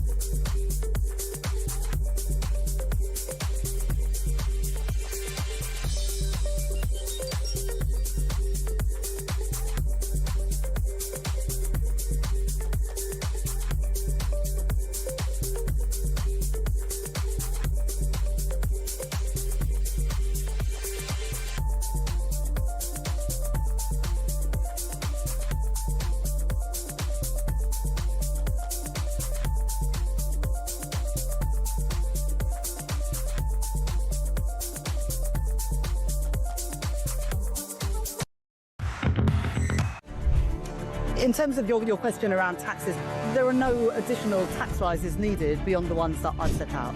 Don't need to increase taxes. I'm not coming back with more borrowing or more taxes. I will not increase your national insurance. I will not increase your VAT, and I will not increase your income tax. We don't need to come back for more. We've done that now. We've wiped the slate clean. The economic circumstances have declined, deteriorated since a year ago. We are having to look at taxes and spending.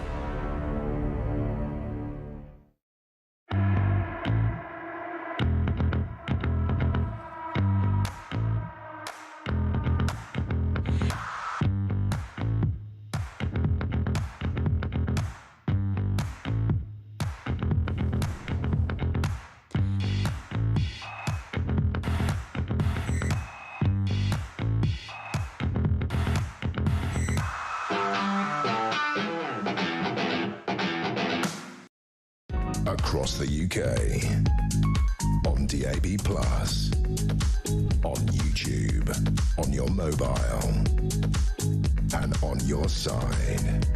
This is Talk. 17 minutes past 7. The left don't get it, do they? They have abandoned ordinary working people, and that is the topic of today's Dolan's Dispatch at 8 o'clock. You won't want to miss it. It might get me cancelled. Good. I'm delighted to say with me in the studio reacting to the big stories of the day is Duncan Barks, who is a brilliant, legendary broadcaster. Duncan, can we have a quick look at this story?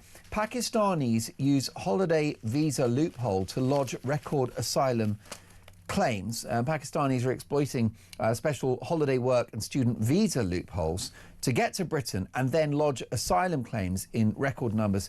according to new data. Meanwhile, people smugglers are handing out a cheat manual to migrants on how to lie to claim asylum in the UK. We are a soft touch, aren't we? Is anyone surprised about this? No, I'm not surprised at all. I mean, I think the whole system, what really breaks my heart, actually, and I have this conversation with a lot of people, which is, no matter where you are on the political system, or spectrum rather, you have to accept that Britain has a solid track record for offering asylum to people in genuine need. You know, you look at what happened during World War II, okay, and that's the right thing to do. We allow people who are genuinely in need of sanctuary to come to this country, and we support them, because that's what a decent country does. The problem is, over the decades, it has increasingly become abused. And the system is quite leaky. I've taken the view that, particularly in the Home Office and other parts of the civil service, there are people who are perhaps letting their own opinions and political viewpoints dominate their work, actually. And whereas people should be more stringent when it comes to asylum applications or anything of that nature, they're actually going, well, actually, I think this, what's the problem? I believe that unlimited migration is a good thing, or the benefit of the doubt should be given when people have lodged an asylum application.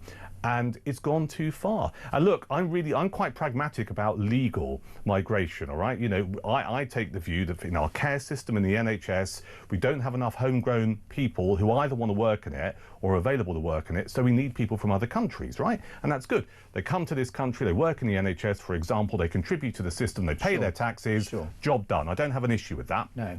I do believe we should have a proper limit on how many people we legally allow into this country, and we balance it appropriately for the good of this nation and the economy, right? But when it comes to illegal migration, it is completely off the scale, and I don't know what the solution is. I was saying to someone else the other day, I did think the Conservative Party's Rwanda scheme was a good scheme, and Labour will go, well, it didn't work. I mean, I had a bust up somewhere else in the media with a Labour activist who was going, well, it didn't work. I said, it didn't have a chance to work. It hadn't started. You need to let it run for at least a couple of years for the whole thing to bed in, and for people who are thinking, I'm going to get on a boat and cross the channel to think, actually, I don't want to end up in Rwanda being processed. And you need to have that running for a good period of time. And one of the first things that Labour did when it entered government is they scrapped the scheme.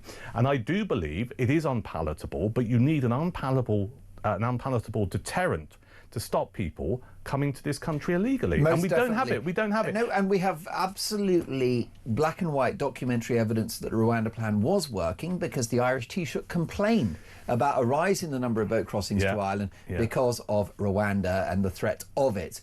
John is in Newcastle. John, welcome to Talk Breakfast. How are you, sir? In general, I would just like to talk about this country after many decades. Yes. I think this country, I'm ashamed of this country, which is a very sad thing to say. But the reality is, we're second-class citizens in our own country. If I put the heating on 5 hours today, which is really cold, I'll be paying £67 for that privilege, and that's £42 a week out of my pension. And I honestly believe the British people are second-class citizens. If you can come across in a dinghy and you can claim a hotel, 3 square meals a day, £38 spending money a week, so on and so forth, and have as much heating as you like, the Conservative, Labour and Liberal are not worth a penny to me. They are an absolute disgrace.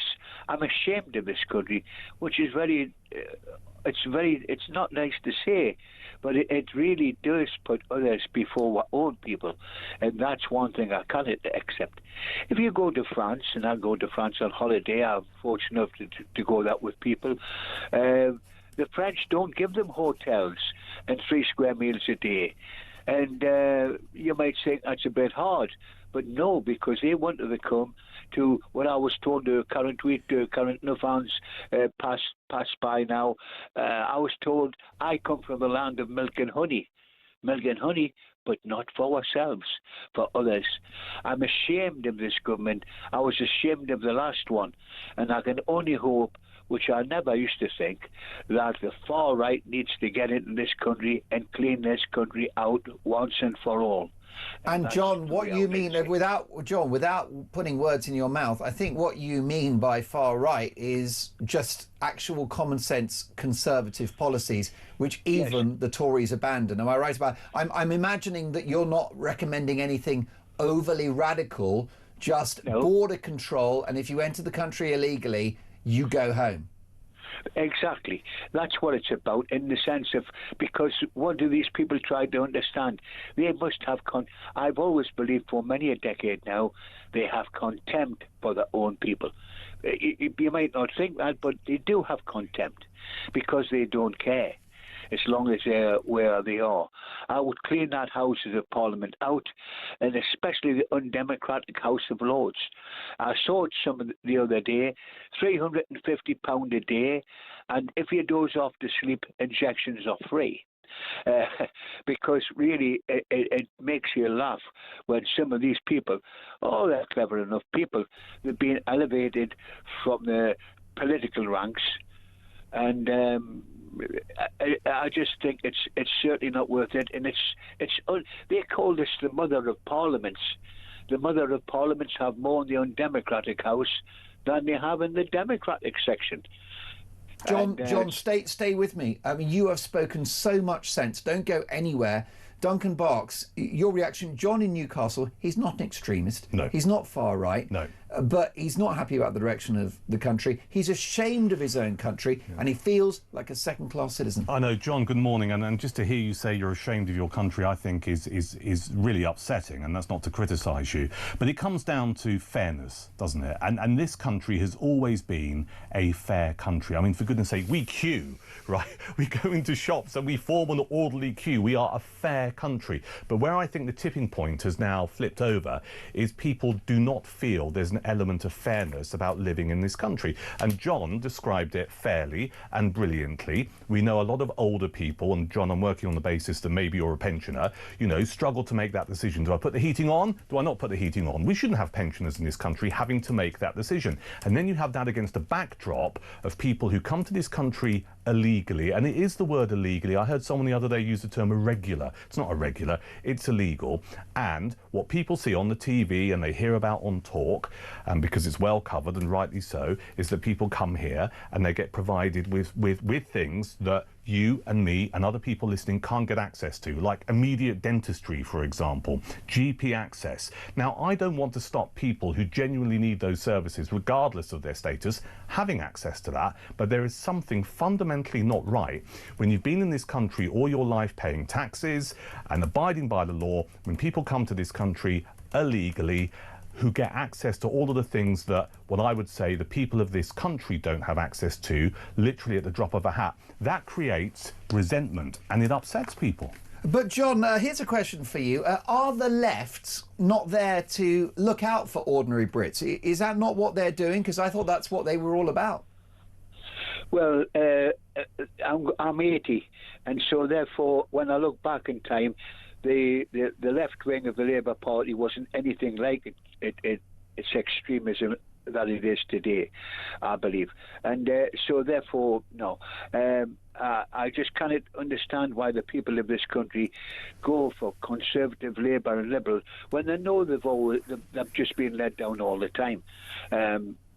You've got to do something about it, and if we don't do something about it, I mean, look at all the money that has been taken out of this country. 250,000 people plus taking their money out of the country. No wonder why taxes are going up, I suppose, because what's left in the kitty? Not a lot.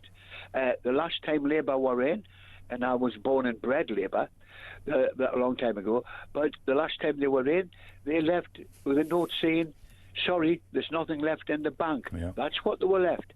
And then the Conservatives came in, so-called Conservatives, the broad church. There was a lot of them I don't believe were Conservative, and I'm not a Conservative. But the reality is we've got to have, in my opinion, somebody like Farage who would put this people of this country first and put this country first. Something like Mr. Trump in America. He's putting his own people first. And that's not a wrong thing to do. It's the right thing to do. John, you demonstrate your wisdom of 80 years. It's been a deep privilege to take your call this morning. Please do it again soon. John in Newcastle speaks for so many of my viewers and listeners. And what I'm going to do, producer Dean, can you clip John's remarks? And I'm going to put John's first answer and his comments about being ashamed of his country into today's Dolan's Dispatch. It's going into the Dispatch, please. So you've got to clip that up, and I want it in, because I want what John said is much better than any dispatch I can come up with, and it demonstrates my deep concerns about how the establishment of this country, left and right, have let down the British people. More power to you for that brilliant call, John. And listen, I love all of your calls. They're all fantastic. So this show is about getting your opinions out there. That's what I will do. I won't cancel anyone. You are entitled to your view. 03444991000. Text the word talking your message to 87222. And I'm delighted to say Duncan is staying with us, Duncan, for the hour if you can. Yes, of course. Oh my God, Love to. it's all happening here. Yeah. Any sort of closing thoughts on that? Because I'm just very moved by what John said. And when I hear it, it crystallises everything that's wrong with the country. Me too. I made the point earlier, it's about fairness, and people genuinely have reached that point where they feel that they are being treated unfairly and differently from people who arrive in this country illegally. And it's not far right or extremist to say that. I see it, and I talk to people in pubs and elsewhere. There's this sense of almost injustice that exists, and people are sick and tired of it, and that is feeding into how our political landscape is changing as well. Because if you look at where we've been traditionally with the three main parties, we don't have the two-party system anymore, or the three-party system. We have a five-party system. We've got Reform on the right, the Greens on the left, and people are going to extremes to almost back up their frustration with the society we live in. So, you know, I think we ticked the box, and John talked about Nigel Farage and Reform there. If you look on the left of the political spectrum, there are people who have very different views to certainly what I have and yourself, who are thinking that Zach Polanski of the Greens is the answer, which is, come everyone, it's the land of milk and honey. We are going into an extreme form of politics. And please, don't call Duncan Barks right-wing. Don't call Mark Dolan right-wing. Don't call that guy in the street queuing up at Tesco right-wing. I voted New Labour back in the day because actually when 97 the Tories were rubbish at that point. They'd lost the plot. I did it in 97 as well. I'm happy to put my hand up. I was young. I was naive. If they were smart, if they had great policies, I would vote them again. I can't bear tribal politics. But please don't call John right-wing. John, born and bred Labour, direct quote. So this is not left or right. No. It's about the correct policies for the country. And the issue we've got is, the what we needed, the solution at the last election was to essentially either scrap or just make net zero more sensible, less harmful to the economy. We needed to lower taxes so we could have economic growth, which is national income, and we needed to stop the votes. And none of those things have been done, and even less likely now for the next 3 years. Can I just pick up on a point? It is not right-wing or far-right to want to properly protect the borders of this country. It's not an extremist view. It's a very fundamental, basic requirement of any government to ensure that its borders are safe and secure. But we've fallen into this trap now that if you dare say too much about securing our borders, somehow there are elements of today's politicians who will just go, you're some right-wing nut job. Well, I agree. As the world has shifted left, probably as a result of an accelerated by social media, which is controlled by left-wing digital barons in California. What's happened is that, the debate has changed so much. So the expression hostile environment for people coming to this country was coined by a Labour Home Secretary, John Reid. Hostile environment came from Labour. And there are clips of Hillary Clinton boasting about deportations. Okay, so that's how the conversation has changed. Well, listen, the conversation will continue, and John is going to be in today's Dolan's Dispatch. Looking forward to that. I love all of your calls. Keep them coming, and your texts and all your messages, the voice notes as well. Have we got some voice notes to get through? Yeah, we'll do those as well. Next up, we're going to have a bit of fun next, right? Don't go anywhere. What is the campaign again? Remind me. Well, there you go. Well, this is an incredible campaign I can get behind. This is a campaign by a top farmer to save the traditional roast dinner campaign. It's Sunday. There's no other more important issue than your roast chicken, your roast beef, your roast pork on a Sunday. By the way, what is the best meat to roast on a Sunday? 03444991000. We'll get to all of that next.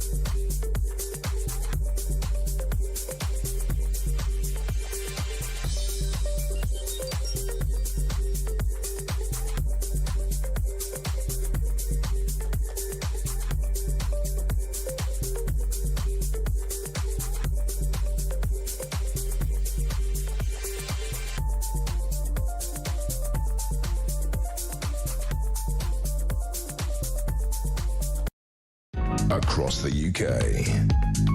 On DAB+, on YouTube, on your mobile, and on your side. This is Talk. You are listening to Talk Breakfast. Dolan's Dispatch at 8 o'clock. The left have abandoned the working class. That's today's topic. And it will feature a call that we've just taken from John in Newcastle, who said he's born and bred Labour, but is now ashamed of his own country and feels like a second-hand citizen. Gillian in Essex. Good morning, Mark. It's a shame that Starmer isn't so vocal when it comes to protecting British girls. Also, build a Nightingale prison camp, employ ex-army guards, tell shoplifters you'll be sent there on your first offence. It would stop overnight. Pete in Boston says, Mark, if the Labour Party topples Starmer, it would be like me changing my shirt after crapping my pants. It's not going to improve anything. The Labour Party are toast, just like the Tories. Pam says, good morning, Mark. Regarding shoplifting, it's another reason why costs are rising all the time, as shops need to cover their costs and make a profit to survive. Pam, you're absolutely right. And we know that, you know, brands like Sainsbury's and Tesco, they've got a tiny profit margin of less than 2%. And then what about those amazing local convenience stores run by families that are there day and night, and they must face the potential violence and the enormous cost of shoplifting? It's just not right. It's got to stop. Now, I'm delighted to say that a campaign has been launched to save the traditional roast dinner. And the man heading up that campaign is farmer and YouTube star Ben Aveling. Good morning, Ben. Good morning, YouTube star. Very good. Definitely. Well, look, you've gained a lot of traction with your social media and all of your excellent videos.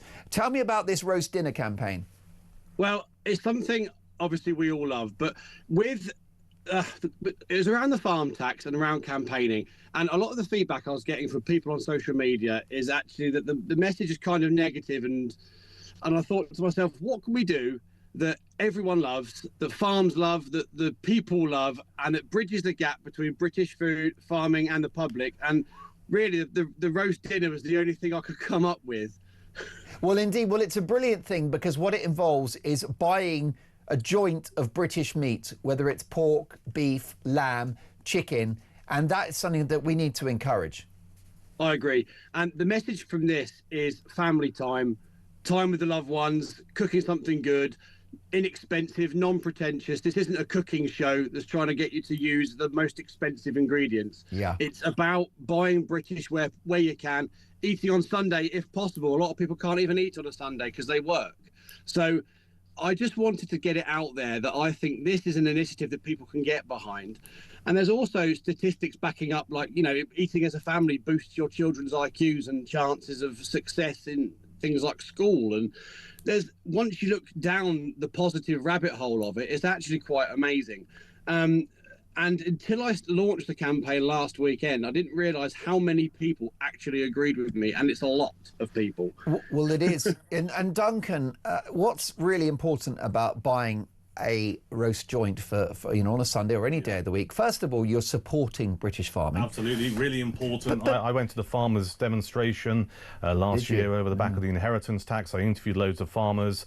Ben, I think you're doing great work, and I think the Sunday roast really represents farmers across the United Kingdom. Nothing beats a Sunday joint. No, and funnily enough, nutritionally, which I know is an interest of yours, if let's say, you know, kids and teenagers, if they get one really, really good roast dinner a week, right, that ticks a lot of nutritional boxes for the whole 7 days. I mean, yes, they need to eat every day, but if they can have one fabulous meal, such as beef, which is packed with vitamins and nutrients, that sets them up for the week. It does, and a good bit of veg as well. And if you know about a little bit about cooking, and I'm not sitting here, it's not my job to be patronising, but you know, if you cook a big Sunday roast, you can get stuff out of that for the next couple of days, right? You know, if it's a chicken, you can make a chicken curry on the Monday, for example. There's stuff you can do. So I think it's a great campaign, and it's part of our tradition, having a Sunday roast. Yeah, Ben, am I right in thinking you raise pigs?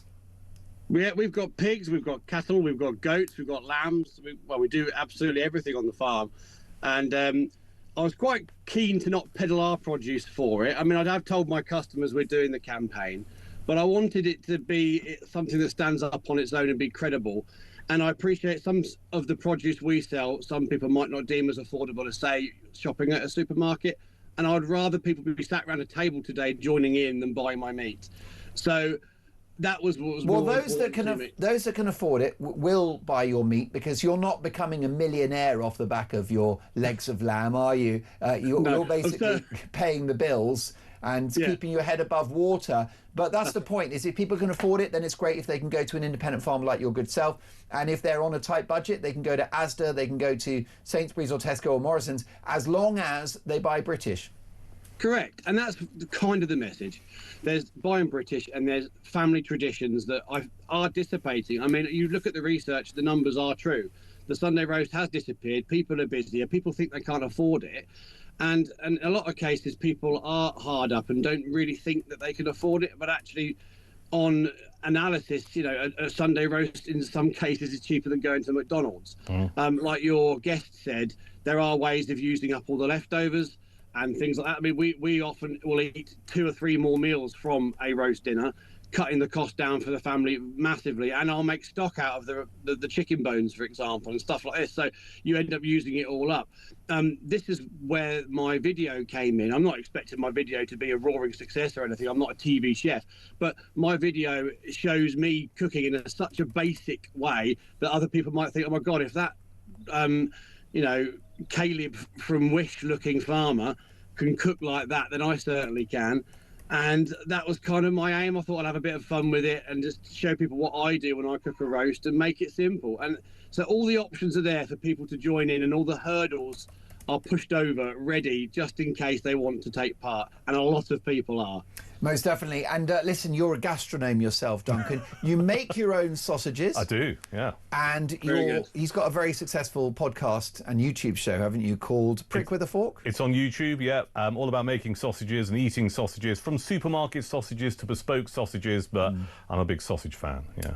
And if you need another prick, let me know. Because I'll sign you up to that, well, Ben. Actually, there's 3, aren't there? There's 3 speaking as we speak. Can I ask you, Ben, what is the finest option for a roast joint? Would you go like a 4 rib of beef? Would you go for the leg of lamb? Would you go for the pork and crackling? What do you fancy? Wow. Now here we go. Now we're getting tribal. I don't know. I think the best value out there is a thumping great pork shoulder. Honestly, if you get a big pork shoulder on the bone and you make like pulled pork, Boston butt, that kind of thing, you get all the crackling. It's a wonderful dinner, but you've got tons of food. If you buy a pork shoulder, let's say, and it might cost you £20, the amount of meat you'll get off of that is huge, more than you'll get off a chicken or something like a brisket of beef or a shoulder of lamb. And this isn't me doing down those joints, because they also have their own merit and ways you can use up over time, over the week. But pork, I think, is the best value meat probably on the market. Yeah, most definitely. And Ben, listen, tell us about your YouTube channel. How can my viewers and listeners get hold of it? All right, well, I'm on at Radmore Farm. I love talking down about supermarkets, what's in your food, trouble and strife in farming, but my angle is always consumer based. So it's not poor farmer, it's what is happening to farms that affects your wallet as a consumer. And if people want to splash the cash and get some of your lovely pork, because I've got listeners and viewers who are on a tight budget, but they like to pay for quality. So if they can they actually get like your meat shipped to them? Yeah, we deliver all around the country. Go on then. So what's the website? It's www.radmorefarmshop.co.uk. Radmorefarmshop.co.uk. If you Google Radmore Farm Shop, I think you'll be surprised by how many people jump on that website and buy something nice, because the point is, it's a bit like fashion, isn't it? You buy your Primark, but you can have the odd posh thing from Zara. Well, that's right. And actually, if it's something you prioritise and want, like for example, we as farmers, as a family, we're not rolling in cash. Yeah, I spend probably all my spare money on food. And so for me, it's a priority. So other people might have the same idea as me and go, do you know what? I haven't got a lot of money, but this week I want decent food, and that's what I shall buy. Well, listen, more power to you. Lovely to catch you, and say hello to those pigs of yours, Ben. I know you're very busy. Sat there in a tractor, by the way, in pitch dark, freezing cold, rain, winds. That is the magic of our farmers, who toil through all weathers and conditions and very, very hard financial circumstances to put food on our plates. That's why Talk Breakfast will always back Britain's farmers. Duncan barks there just with a little salute as well in agreement. Next up, a fresh new headache for Prince Andrew as the Prime Minister steps in, saying he must go to America and give evidence to Congress.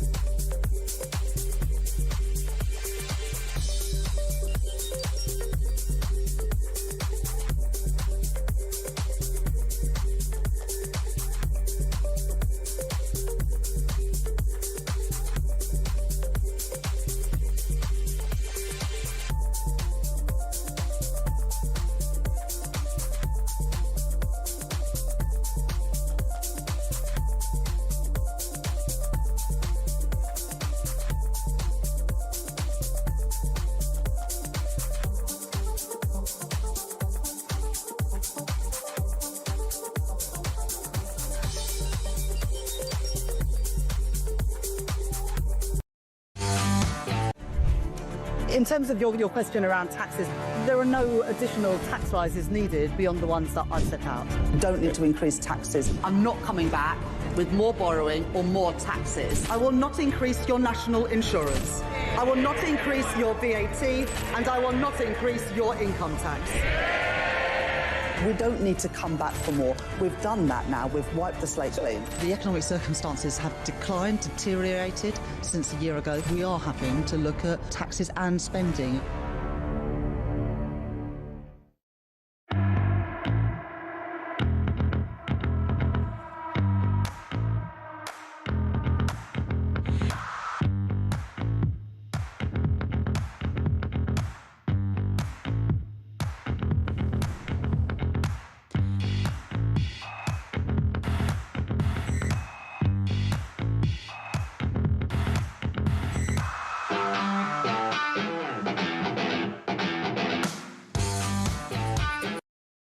Across the UK, on DAB+, on YouTube, on your mobile, and on your side.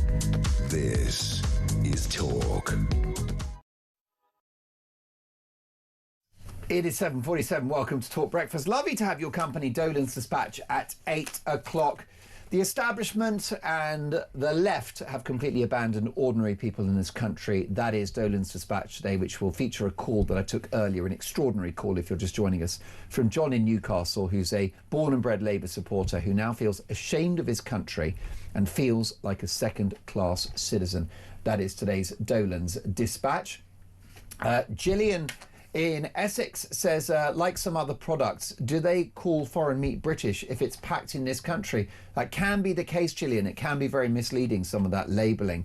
Betty says, Mark, the reason the Sunday roast is dying and food is so expensive is due to Brexit, and you and your paymaster can never acknowledge that we had 30 years of cheap quality food due to the EU. Now the quality of food in markets is poor, prices are higher, and quality is far worse, so nobody is buying. Supermarkets and shops are too greedy.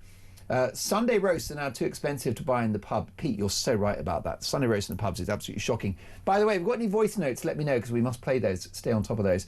How about this from Jennifer? Good morning, Mark and Duncan. I hear a lot about how migrants are being put first, that fairness isn't being felt by us all. I absolutely agree with that. But I do hear a lot that fairness and being put first should be hard-working British taxpayers. I would also actually say all British people should be put first before illegal immigrants, which includes British criminals. If you're British, you should feel fairness in your own country. Look, thank you so much for that. So many messages. Jackie, good morning, Mark. Had I ever voted Labour in my long life, I certainly would never admit it. I'm afraid that you've gone down in my estimation. A bad Tory government is and always has been better than a socialist government. I hope that you've learnt your lesson. Jackie, I can't lie, I have learnt my lesson, and thank you for that. We got something on Twitter. This is Pixie Stephen, who's been on X, and he's messaged me and you, saying Starmer has such an ego, he will resign. It won't be until after the 17th of March next year, as that will be longer than Sunak. He will go nuclear and call a general election for May. He won't allow a coronation. By the way, can you tell me where I can get Marmite sausages from? I've had a look, Steve, because I see this as a bit of public service broadcasting. Your account says you're in Durham, in fabulous northeast of England. I would suggest you go to Taylor's Butcher. Other butchers are available, which is in Pity Me in Durham, because it looks like they do bespoke sausages. So why not support your local butcher and go and see Taylor's Butcher and say any chance of some Marmite bangers? Oh my goodness, what a banging message that was. Very, very interesting what you've just revealed there. By the way, Dan in Kent, it is okay to be right-wing, Mark. Thatcher wasn't centre-right, she was right-wing. Well, what she did, as I'm sure you'll agree, Dan, is transform this country from the sick man of Europe to a global, international, economic, military and diplomatic powerhouse. I'm afraid the numbers speak for themselves. Britain is still a relatively rich country thanks to the legacy of Thatcher. In my humble opinion, the Mail on Sunday now, Starmer piles pressure on Andrew to testify in the US over Epstein. Sir Keir Starmer has heaped pressure on Andrew Mountbatten Windsor to give evidence to the US Congress about what he knows about Jeffrey Epstein. Let's get reaction from a very good friend of mine. He is Talk's royal correspondent, a regular serial dropper of royal truth bombs, Rupert Bell. Hello, Rupert. Good morning, Mark. Lovely to see you. Will Andrew take any notice of the Prime Minister? Well, he doesn't seem to take notice of many people.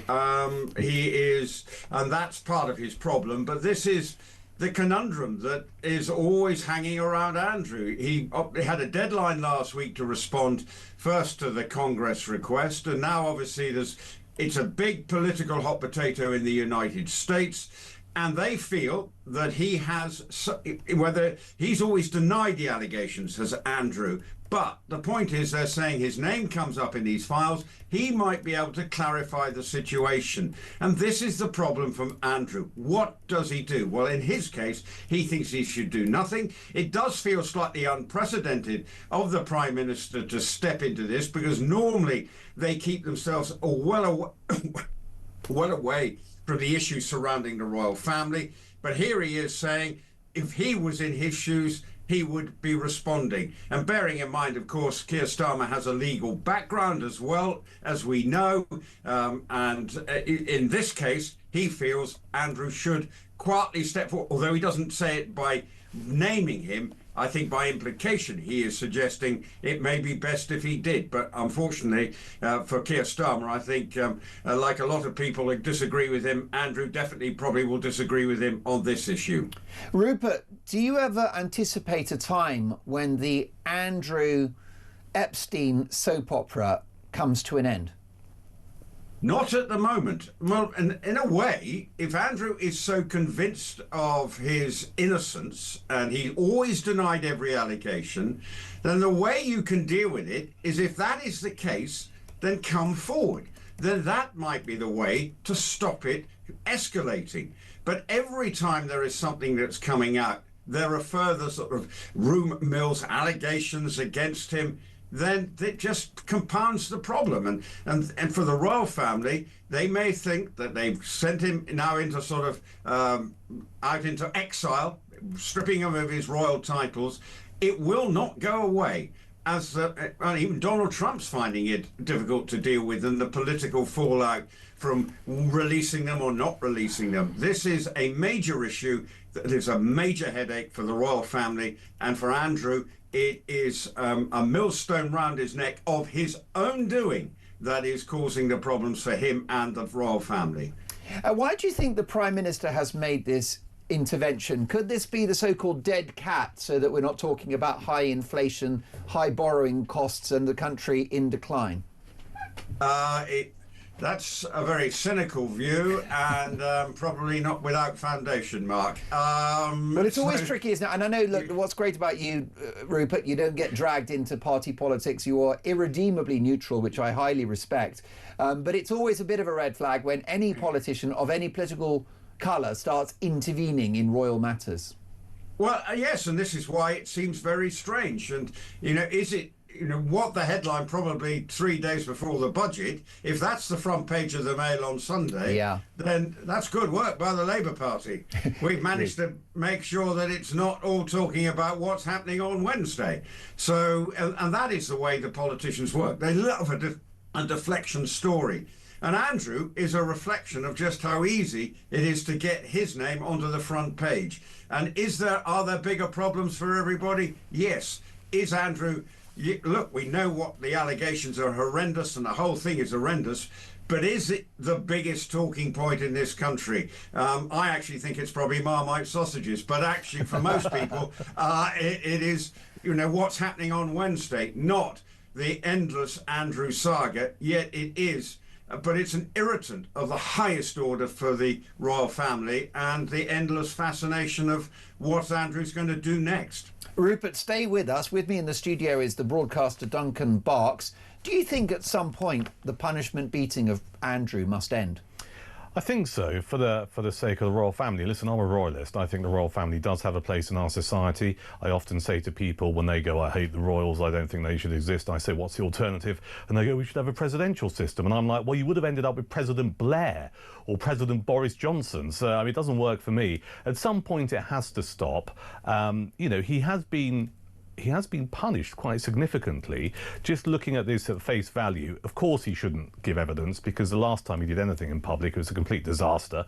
So I think he should leave it well alone. I agree with the somewhat cynical assessment that this is the dead cat strategy, with only a few days ago to what is being seen as a pretty hard-hitting budget. For those of us who bother to work, this is a great way of keeping the budget off the front pages. But also I think there's a bit of mischief making as well, because, Starmer in his early days was on the editorial board of a publication called Socialist Alternatives.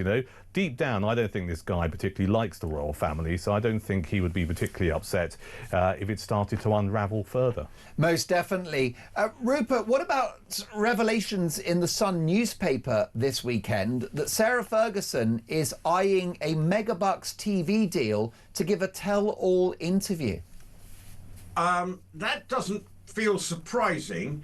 What's been extraordinary is how the royal family managed to keep her under control.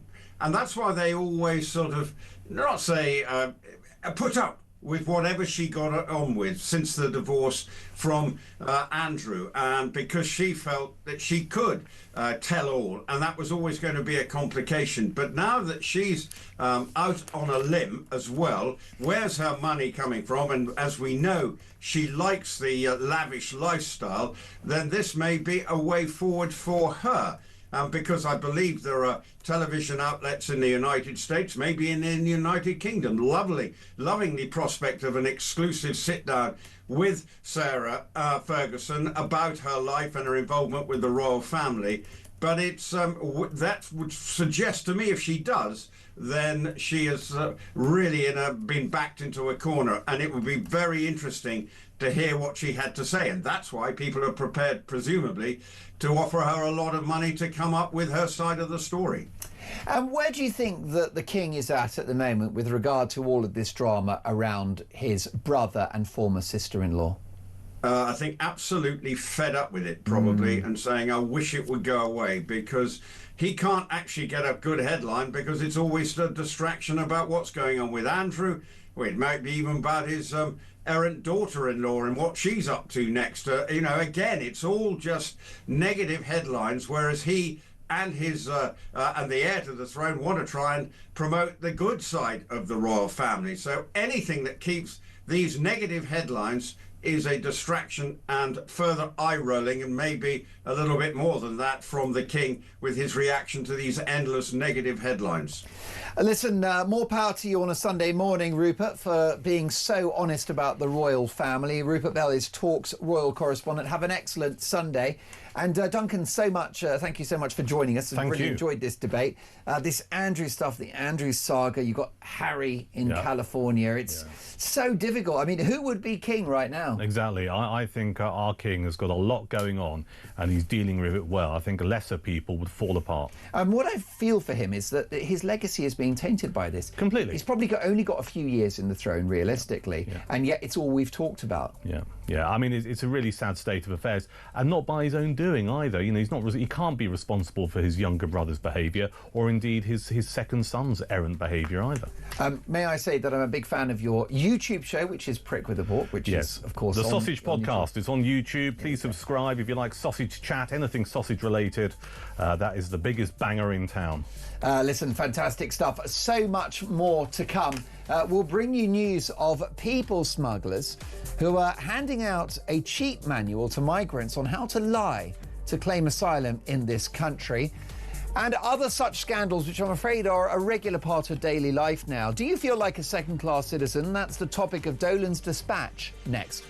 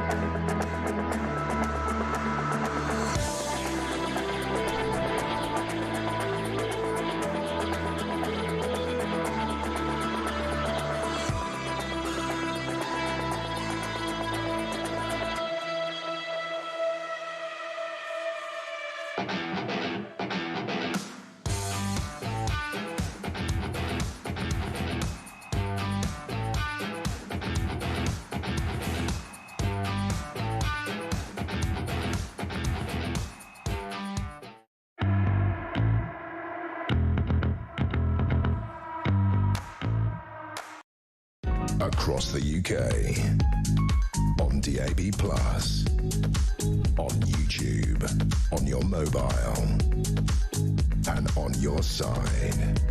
This is Talk.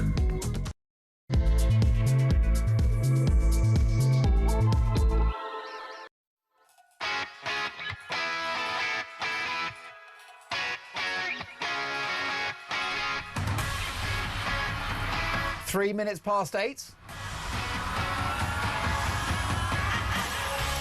Top of the morning to all of you. Happy Sunday. This is Mark Dolan and this is Talk Breakfast. A big 2 hours to come. Breaking this morning, people smugglers are handing out a cheat manual to migrants on how to lie to claim asylum in the UK. Meanwhile, teenage cadets face being marched off an army barracks as migrants move in. When will this madness end? Meanwhile, this is a massive story and it's quite shocking, and it's of course Rachel Reeves' plans for the economy on Wednesday. Just how bad will it get? We've got the inside story. And Denmark, the first country in the Western world to end illegal immigration. They've all but scrapped asylum. It's extraordinary. From a left-wing administration, they've basically got rid of it. They've ended illegal immigration. Denmark is a clear message to the world. But how did they do it? I'll be speaking to a top journalist in Denmark who'll fill us in. You see, where there's a will, there's a way, folks. Meanwhile, has Nigel Farage fallen out with Donald Trump over Ukraine? And an extraordinary video from the Education Department has gone viral, with mums and dads revealing that because of the breakfast clubs that you and I are paying a lot of taxes for, then they can go and have a coffee at Costa or Cafe Nero. They can take a nap, they can clean the house. Is that why we pay our taxes? I'll get reaction from the fearless, no-nonsense former government minister, Edwina Currie. She's not happy. Edwina Currie is spitting feathers. She's on at 9. And she won't put her eggs in one basket, I promise you that. And I won't mention John Major. But my priority for the next 2 hours is to get your opinions on the national television airwaves. And quite often, your calls go viral because we put them on our X feed and we put them on YouTube. And something that you say to me on Talk Breakfast can eventually be seen by thousands or millions. And in fact, I took a call earlier, which is going to feature in today's Dolan's Dispatch. So it's got massive weight to it when you call the show and when you tell us what you think. And of course, you can text me as well. Text the word talk and your message to 87222. You can send me a voice note. Whatever you're up to on a Sunday morning, perhaps you're at work, maybe at the tail end of a busy shift. And if so, I salute you for your efforts, your contribution to the unstoppable powerhouse that is the British economy. Or perhaps you're lazing in bed, pondering what you're going to do today and what kind of roast you'll be having this evening. Either way, the country's stuffed because we've got a terrible government, but we'll laugh about it and we'll talk about it. 0344 499 1000. So much to get through. As the saying goes, let's talk.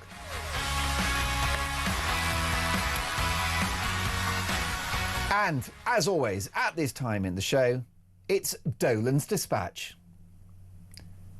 They don't get it, do they?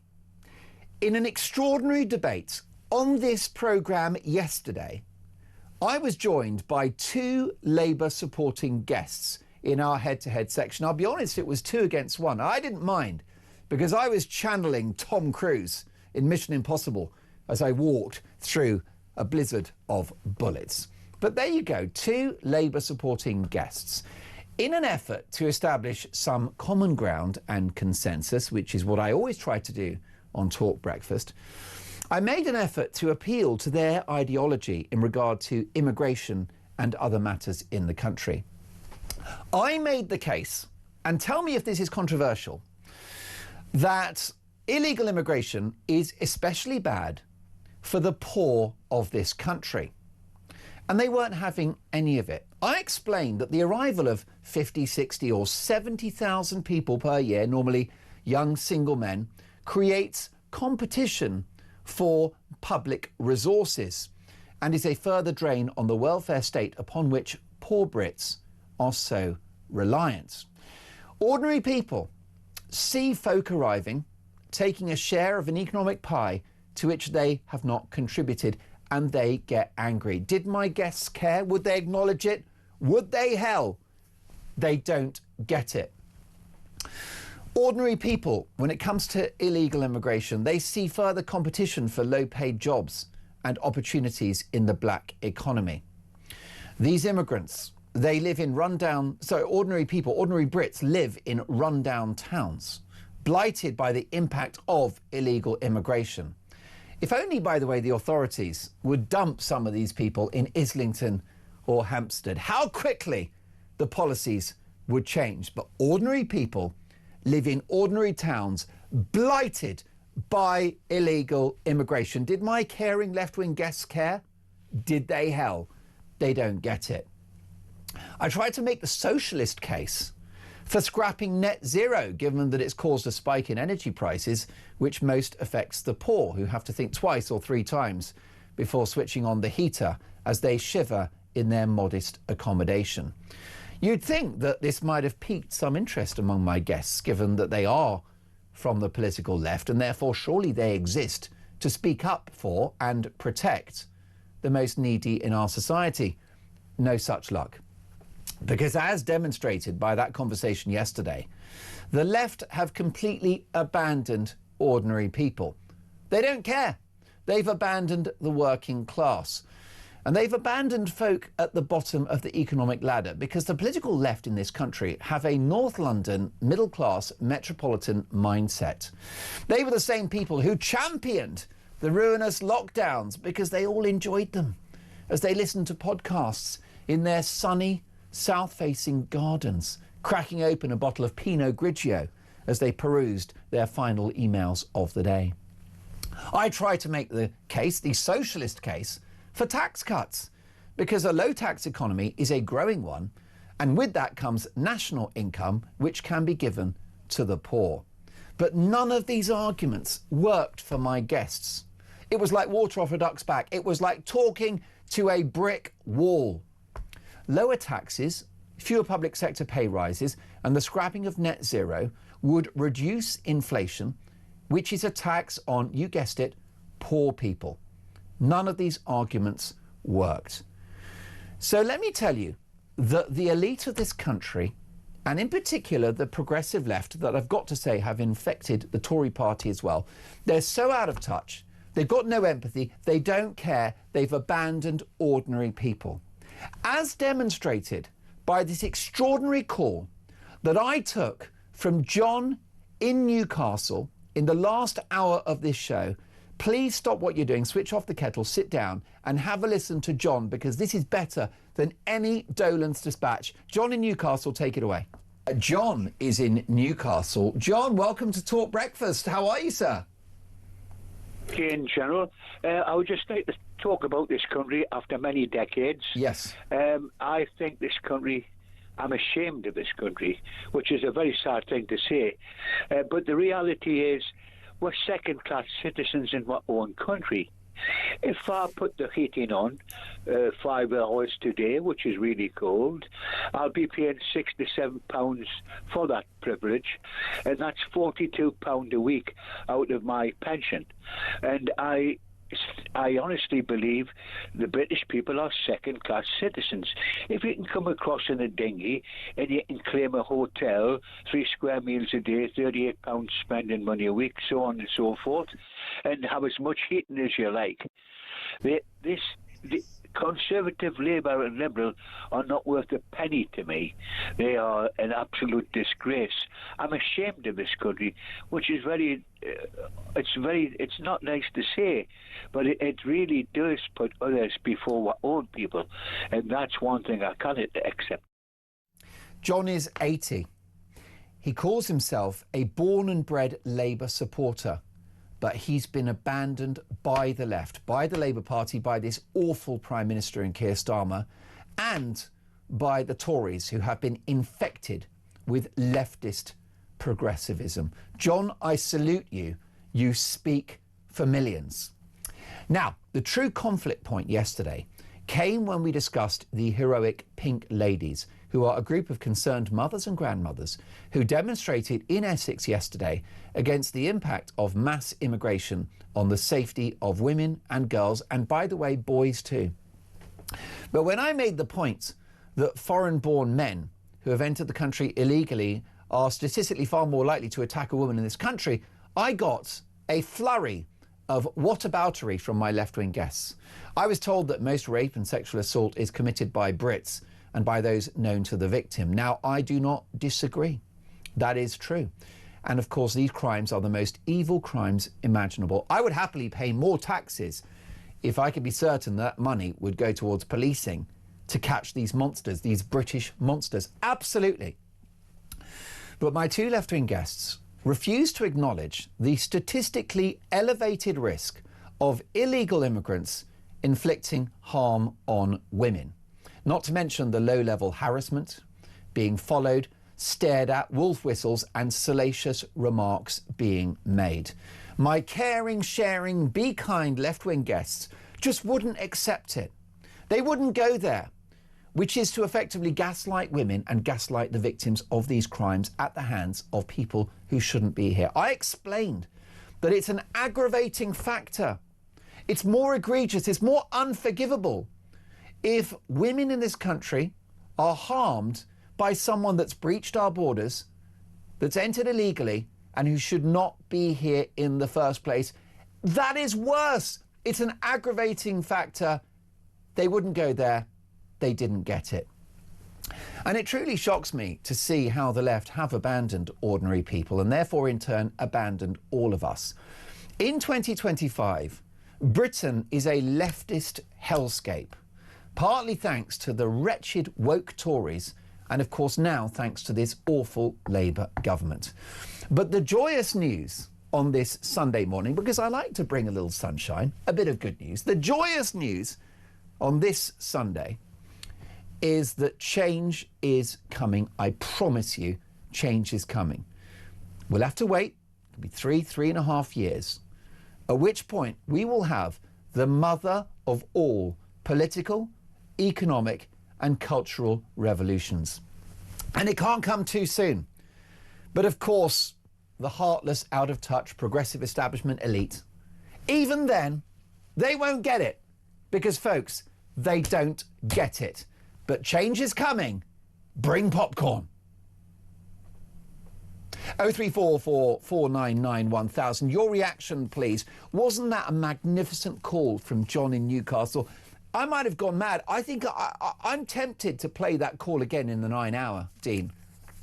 Let me know, text me. Shall we play John in Newcastle again in the 9 hour so that as many people as possible can actually hear what he's got to say, which is that he's ashamed of this country as a lifelong Labour supporter and that he is a second-class citizen in his own country. Mary is in Hemel Hempstead. Good morning, Mary.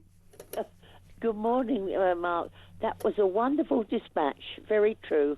Well, thank you, Mary. And what do you make of John's remarks there? Because I think he speaks for millions. Second-class citizen in a country that he's now ashamed of. It's very true.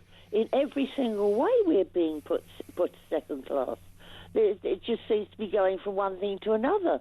And what I can't understand is, OK, they allow these immigrants to keep coming in, but why are they not contained?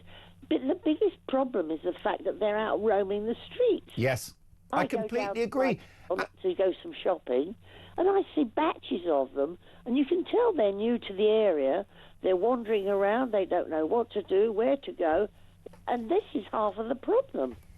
Well, that's right. Bored young men is already a problem, whatever their background, Mary. But bored young men from a different culture who have no command of the language and nothing to do is an even bigger problem. Well, you know, the thing that puzzles me is, we've got to face it, most of these people that I see coming, say but the boats, I don't know about legal, but those coming over on the boats look as though they're young Muslim men. Now, who is funding these charities that are supplying them with legal advice, life jackets in Calais? They say they're like Care for Calais and that, but who's behind them? Is it the Muslim Brotherhood? Is it other Muslim organisations? Who knows? You've got the lefty lawyers, you've got these NGOs, you've got charities.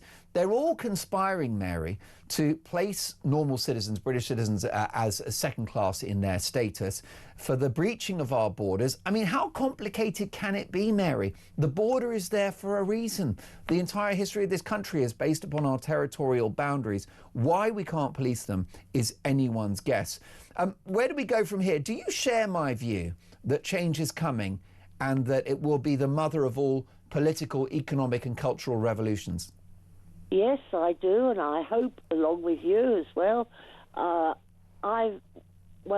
was Tory some years ago, but I left when David Cameron became the head because I could see he was a wet.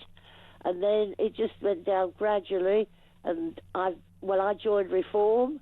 I was before that a member of UKIP because of David Cameron, but I feel that unfortunately, what damage will this lot have done in 3.5 years? How much of it will be irreversible? Well, definitely. And I think one big concern, Mary, apart from 50, 60, 70,000 people entering the country illegally in the course of the Parliament, which could be, a third of a million or more. It's not just that, is it, Mary? It's a broken economy. The issue you've got, if there is a disruptive, new administration, perhaps led by Nigel Farage, he's going to need resources to make the changes we need. That's going to cost money. And if you've got a broken economy, that's a problem. Yes, well, not only that, will he have signed us back up into the EU?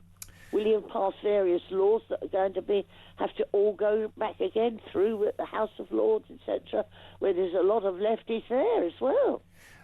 Mary, what a thrill to speak to you on a Sunday morning. Let's catch up soon. Mary in Hemel Hempstead there, making just as much sense as John in Newcastle. Steph says, good morning, Mark. John speaks for many of us, and I agree with him 100%. Yvonne in Solihull, good morning, Mark. You're so right. I walked and drove my homeless great-nephews around for 3 years, CV in hand, real legwork. From company, retail park to industrial estate and retailers on the high street, every time, supermarkets and all, engaged instead a foreign-born, poorly spoken individual. Yet how they had fulfilled application requirement, we never knew. One nephew still sofa surfing after 6 years, even now with a job, insufficient wages. So betrayed are we, says Yvonne in Solihull. Mark in Norfolk. Mark, when it comes to the argument that most offences are committed by British white people, if one has a contaminated pond, the very last thing one would do is top it up with more contaminated water. Well, I think that's the point that I failed to convey to my two left-leaning guests yesterday, is that awful crimes happen in this country on the part of Brits who are here in this country, among us, and it's the majority statistically, of course. But the issue you've got is that if someone in this country, a British citizen, is harmed by folk that shouldn't be here, that have breached our borders, that is an aggravating factor. It's egregious. The reason why it's worse is because it needn't happen. But do the left care? Do they heckers like? Well, listen, next up, we're going to debate this with a left and right-leaning panel. I've got Phil Dave, broadcaster and commentator, and Rory Boyle, who is a journalist and commentator as well. Sparks will fly. Don't go anywhere. This is Talk Breakfast.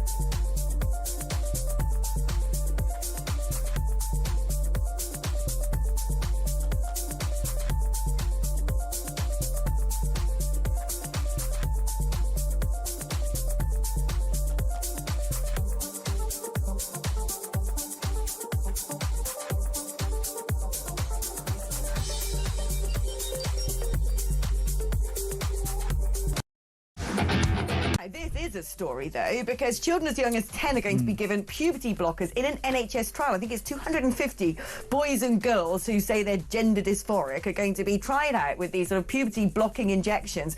What are they doing? That's child abuse. You can't use little kids as some sort of guinea pigs in these weird experiments to see if puberty blockers are harmful in the long run with some sort of mad pseudoscience where, you know, a kid as young as 10 going, oh, I think I'm a boy. When I was 10 years old, I probably thought I was a boy at one stage.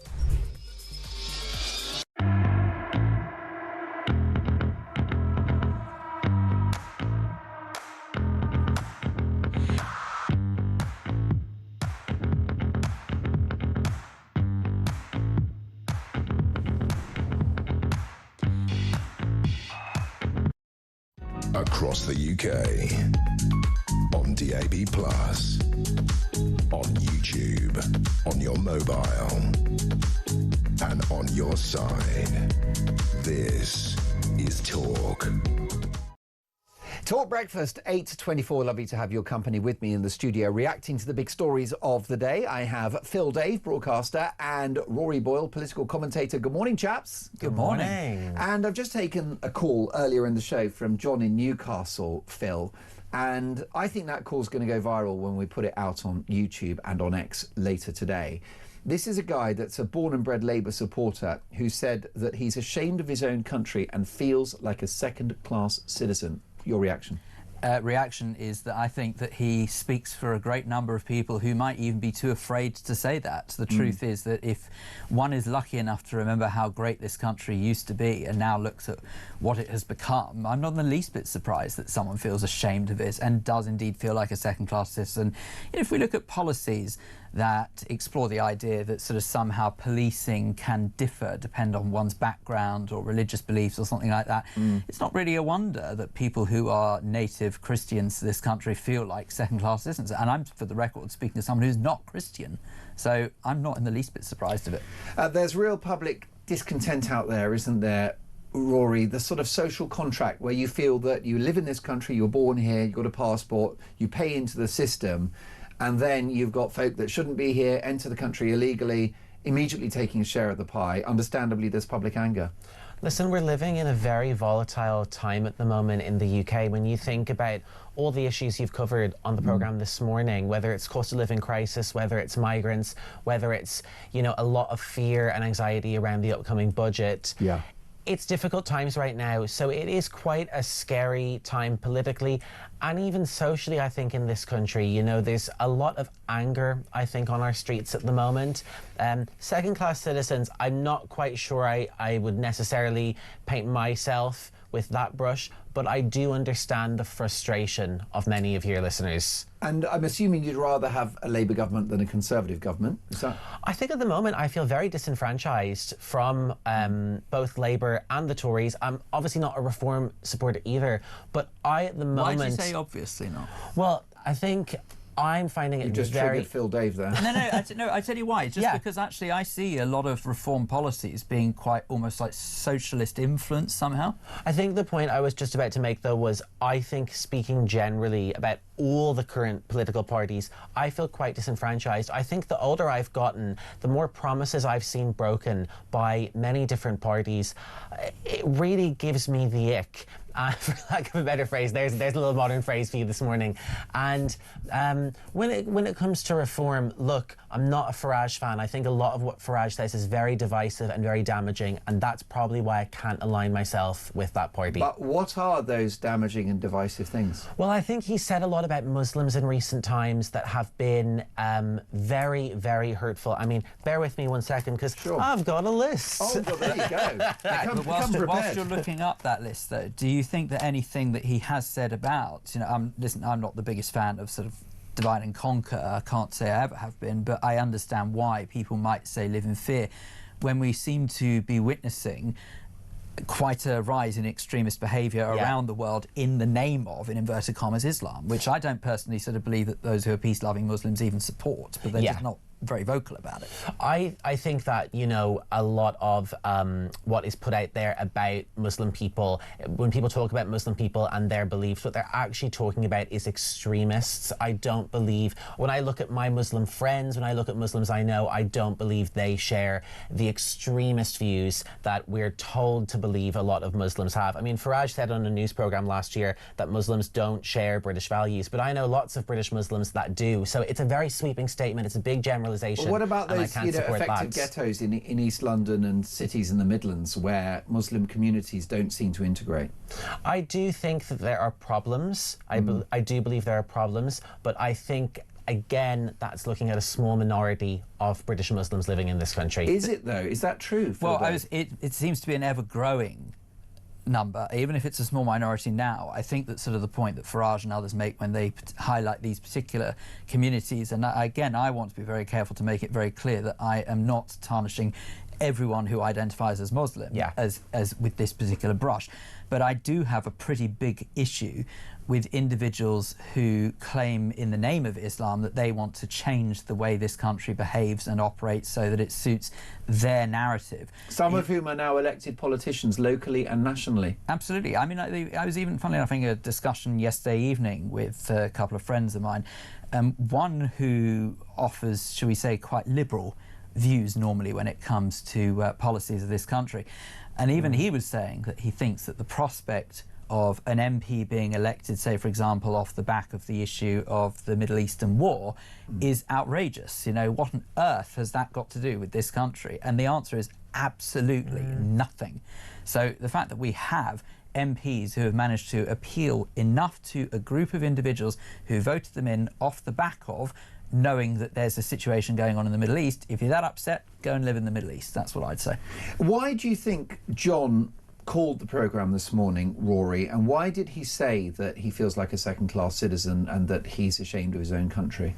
I think that he probably feels that ordinary people are being left behind, and I think that, correct me if I'm wrong, John was an older caller. 80. Yes. So I would imagine that John remembers a time when living here was a lot more simple. It was a lot more easy. And I will say I'm Irish, so I can tell you in Ireland that multiculturalism has become a massive thing in Ireland in, I would say, the last 10 or 15 years. Prior to that, Ireland was a very white country. It was rare that you would, where I'm from in South Dublin, encounter lots of different people of lots of different religions, ethnicities, etc. Sure. And I would imagine that John probably is experiencing a very different UK than when he was young. So I understand that. I think when you look as well at Labour or the Tories for the last time they were in power, definitely.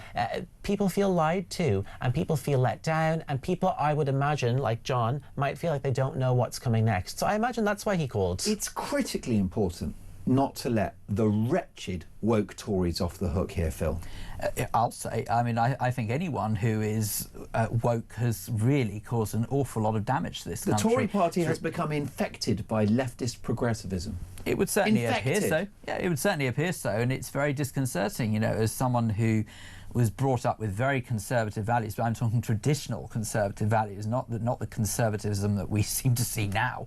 You know, it's in my mind, someone like Liz Truss, who obviously I know everyone sort of says was one of the worst prime ministers in living memory, Not but true. Actually the awful truth is she wasn't one of the worst prime ministers. Nope. She was just never given a chance. That's what the problem was.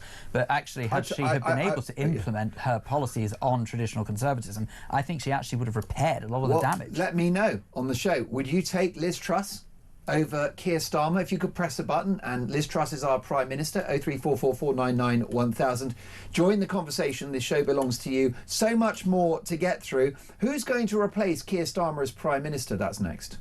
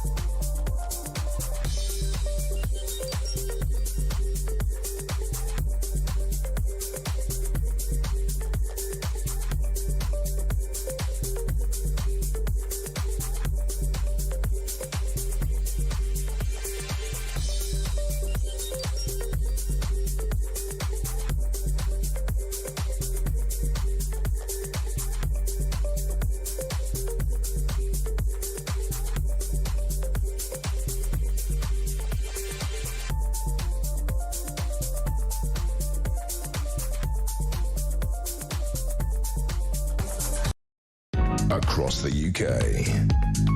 On DAB+, on YouTube, on your mobile, and on your side.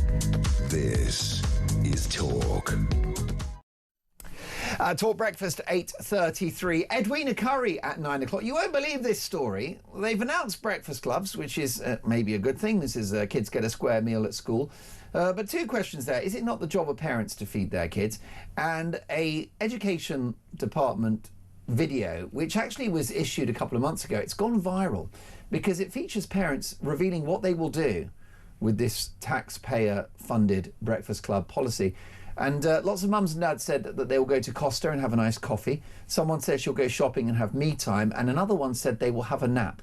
Is that why we pay our taxes? I'll get a reaction from Edwina Currie at 9 o'clock. And let me tell you, she's not happy. She's spitting feathers with me in the studio. Spitting feathers are Phil Dave and Rory Boyle. Rory, who's going to replace Keir Starmer as Prime Minister?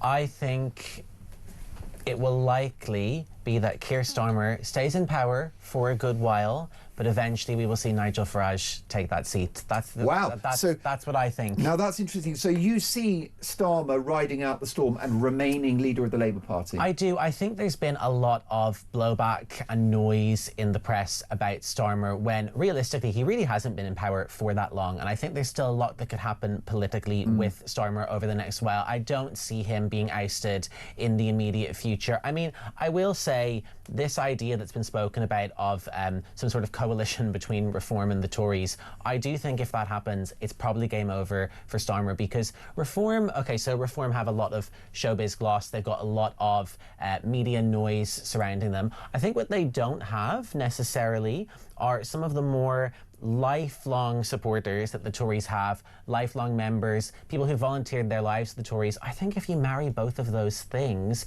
and they get their policies right, which until the next general election they still have a lot of time to do, I do think we could see a Reform victory. So that's where I stand on that. That's very interesting. I mean, Phil, Labour are not prone to regicide, are they? They tend to stick a bit like Liverpool. I was going to say, club. I mean, you only have to look... stick with the gaffer. You only have to look and see how long Tony Blair managed to cling on to power to know that. So I don't personally believe that we're looking at what we did with the Tories when they were last in power, where we suddenly went from David Cameron to Theresa May to Boris Johnson to Liz Truss to Rishi Sunak. You know, that was quite a number of different leaders and different prime ministers in a very short space of time. You know, that was what, over, was it 14, 15 years that happened? Yeah. So I think that sort of we're looking at something very different with Labour, because they don't tend to oust leaders that easily or that willingly. And furthermore, I actually think that we've got to be very careful about what we wish for, because as much as, believe me, I am no fan of Sir Keir Starmer by any stretch of the imagination, I can't really think of many people within the Labour front bench who I would want to see replace him. I certainly wouldn't want to see David Lammy in that position. I think this country would be doomed if he even got anywhere near that. And the fact he's Deputy PM at the moment is terrifying enough. No. But to have him as a leader of the party and then the Prime Minister would be awful.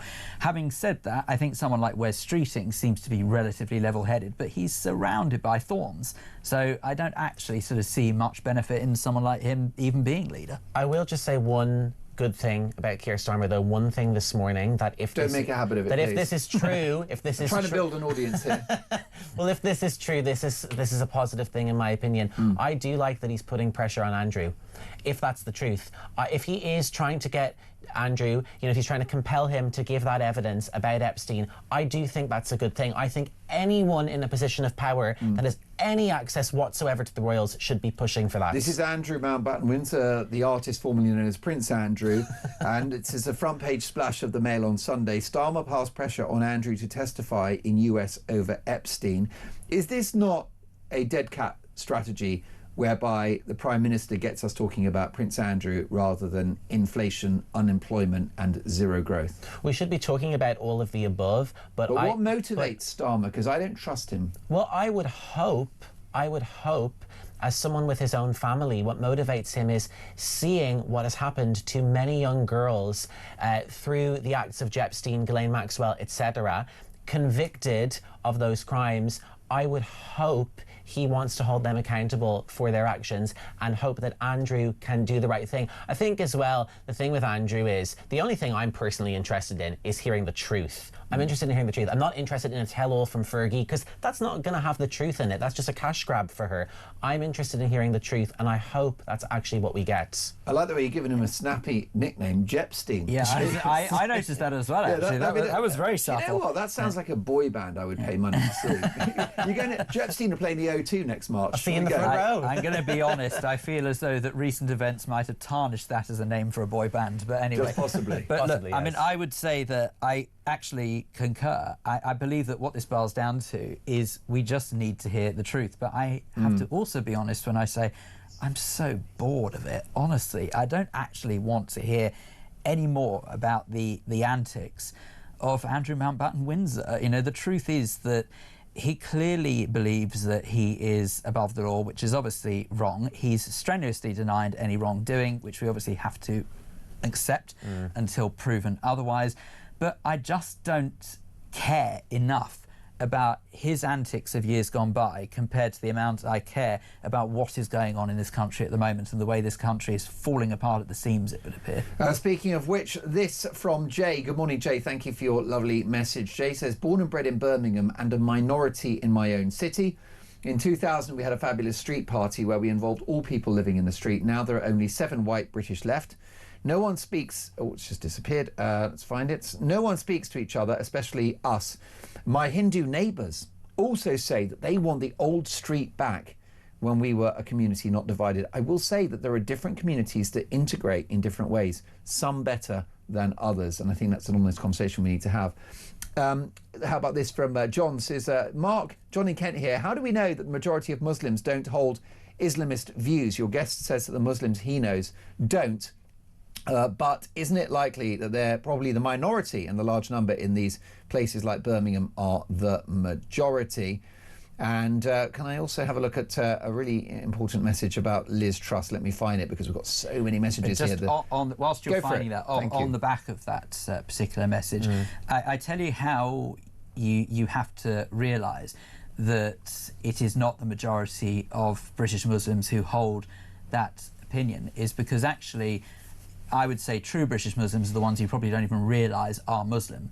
So when you look to someone who clearly dresses in a more sort of, should we say, Middle Eastern way of dressing, and even then actually, would you believe, if you look at true traditional Middle Eastern dressing for those who follow Islam, it's not even actually remotely what you see in this country now.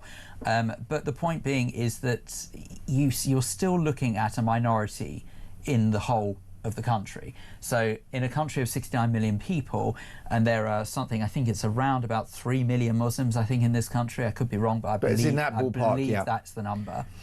Which is around 10 times the number of Jews there are in this country. Yes, Jewish people is around between 280 to 320,000 Jewish people in this country. But the point I'm trying to make with that is that if you actually sort of think along the lines of that it's a minority of a minority group that behave like that, well then that's how you know it is the minority. But my argument is that I worry that sort of by tarnishing everyone with the same brush doesn't actually solve the problem. You know, what you actually need to do is filter out who is at fault here, who are the ones who can't be bothered to integrate or don't want to, or want to try and change this country, and either re-educate them or say, if you don't like living here, you don't have to live here. Do Muslims in particular have an integration issue that we need to talk about, Rory, without being Islamophobic? Yeah, listen, I don't think anything the three of us are saying here is Islamophobic. I think that's a fair question to ask, and I think by what your listener has said there, it sounds like there is an integration issue on that street. It sounds like that street has utterly changed. And if that's the truth, we can't deny that. You know, that sounds like that's fact. My goodness, it is a snapshot. Sorry, can you stop? Can we clip that? We've got a voice of the left acknowledging an issue that people are concerned about, and I think that's very laudable and quite the opposite of the flavour of today's monologue. We've got to get straight with people, haven't we, about what concerns are and why? Well, here's the thing. You know, I want to support anyone in this country to have their own faith, believe what they believe, so long as it's not detrimental to society and damaging people. But I do think sometimes we are too politically correct and too afraid to hurt people's feelings or offend people. There's nothing wrong with naming fact. However, if you see a person dressed in a traditionally Middle Eastern way, or a Middle Eastern way by our standards in this country, and that angers you or that makes you upset, that does say something about you. I think what that person saying is fine. My street has changed. It's not the same anymore. It makes me feel uneasy, but there's a line. And does it say something about you? Sorry, Mark, but does it say something about you if an individual who chooses to dress like that, fair enough, they choose to. Yeah. But what about when they force members of their family to do the same? How do you feel about that? Because where I have a major problem is I can understand adults who maybe don more traditional Middle Eastern style dress in this country if they so choose to do so. But when you start seeing their children who are clearly born here, and you know they've been forced to wear that, and they're not making an effort to say, actually, you need to dress more like they do in the West to try and integrate, and it will actually help you to integrate to society in later life. That's what I have a major problem with, because they're not doing that out of choice. Do you mean, like, let's say a young woman in a hijab, or a young burqa, girl? I mean, like you say, young woman. Yeah.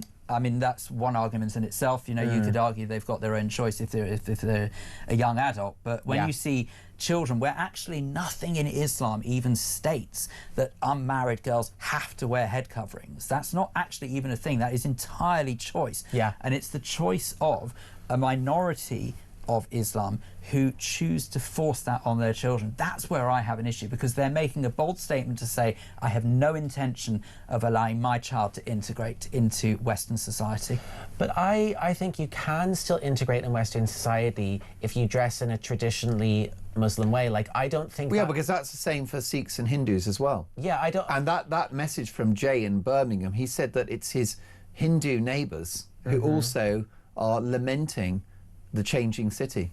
So it's not actually an ethnicity exclusive thing. If you have a look at the way in which the religions differ in terms of sort of their requirements, so with Sikhism, wearing a turban, whether it's the full turban or whether it's the sort of the top knot turban, which is what young boys wear. So you'll notice there are two different types. The reason for that is because in Sikhism, hair is sacred. I mean, I'd make a rubbish Sikh, but hair is sacred. If you're listening on the radio, can I say you've gone full Bruce Willis, and I think it suits you. Thank you, you're very kind.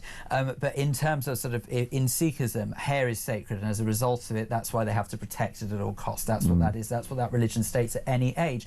But in Islam, there is literally nothing that states categorically that young unmarried girls have to protect their modesty, which is what actually the head covering, the hijab, is all about, that they have to do that. That is a choice made by the adults that is being inflicted on the child, and that's what I have a problem with. Yeah, and that's fair enough, but I don't think that a young child, let's say, dressed traditionally like that, okay, look, I'm not going around speaking to a lot of young children because that would be a bit creepy, but what I'm trying to say is, if, you know, I were a young child in school with a young child dressed like that, obviously I was dressed in a more traditionally Western way, I don't think that would be a hindrance for me befriending that person or integrating with them. I don't. I think, hopefully, as society, we can see past things like that, especially when we're at a young age. I'd say even better as a society that actually sort of says that we look at what unites us rather than what divides us. And unfortunately, if there are some factions of society that wish to cause that division, either by highlighting those differences or, more importantly, by actually enacting those differences,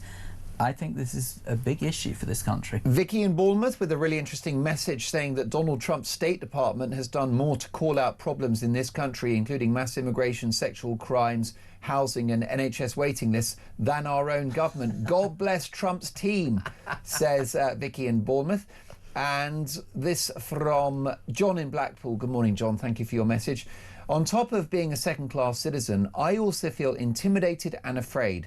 Some of these immigrants seem barbaric, sinister and threatening. God, I truly hate my country now. Who else feels like me? Well, if you feel like John in Blackpool or John in Newcastle, give me a call, 0344 499 1000.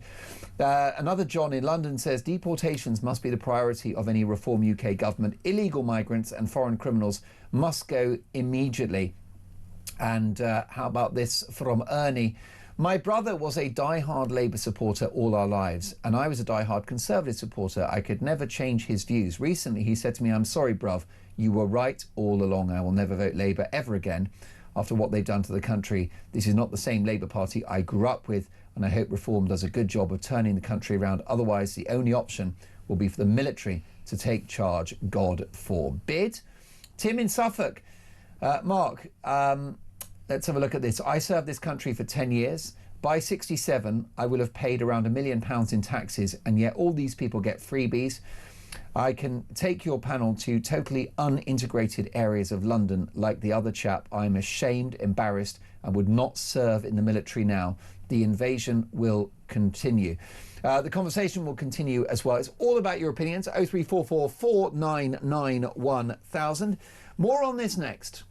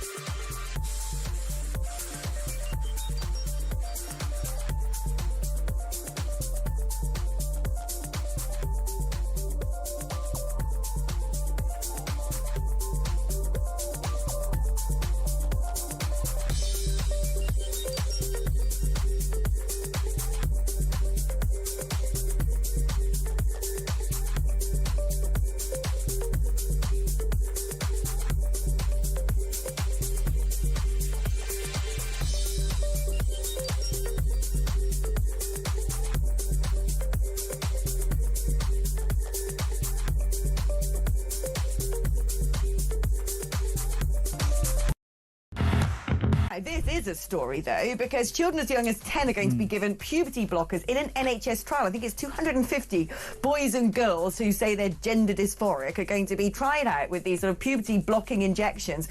What are they doing? That's child abuse. You can't use little kids as some sort of guinea pigs in these weird experiments to see if puberty blockers are harmful in the long run with some sort of mad pseudoscience where, you know, a kid as young as 10 going, oh, I think I'm a boy. When I was 10 years old, I probably thought I was a boy at one stage. Across the UK, on DAB+, on YouTube, on your mobile, and on your side. This is Talk. You will not believe this. A resurfaced Education Department video on X has gone viral, with parents being asked what will they do with the extra hour of time that they're going to gain from the taxpayer-funded breakfast clubs. The answers were, I'm going to go to Costa or Nero and have a coffee, I'm going to go shopping and have me time, or I'm going to take a nap.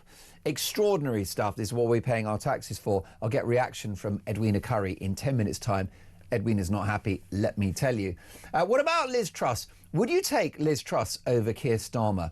Brian says, good morning, Mark. I would take Liz Dawn over Keir Starmer, and she's been dead for 10 years. Great show. That's a clever trick. Yeah, who's Liz Dawn again? Liz Dawn was Vera Duckworth in Coronation Street. Oh, wonderful actress. She was very charismatic. That was one of the great double acts of TV, wasn't it? Oh, amazing. Jack and Vera Bill Tarmy. Yeah, Bill amazing. Tarmy and his little bit of sellotape on his glasses. Oh. Comic genius. I do love Coronation Street. It's a lot less doom and gloom than EastEnders, but each to their own. Jan in Newcastle. Good morning, Mark. Would I take Liz Truss over Starmer any day? Absolutely any day. Chris says, Mark, Liz Truss was $1 million better than Starmer. She had a great vision, but was put down by the Liberals in the Tory party and the rest of the Liberals. Bill in Cheshire, Truss or Starmer? Truss every time. Mind you, a goldfish could do a better job than Starmer. Mark in Norfolk, Mark, I would take Liz Truss's pet hamster over Keir Starmer. Liz Truss would be far better than Starmer, says Paul in Dunoon. And how about this from Matt? Let your panellists know that Farage said 18 to 24-year-old Muslims are those that don't share our values. Listen, folks, a very, very interesting conversation which will continue. Where should we go next? Replacement for Keir Starmer. Would a new Prime Minister, Rory, improve the fortunes of this country? I just want to respond really quickly Please to do. one of those comments. Go for it. I think it was Vicky in Bournemouth that made me laugh out loud.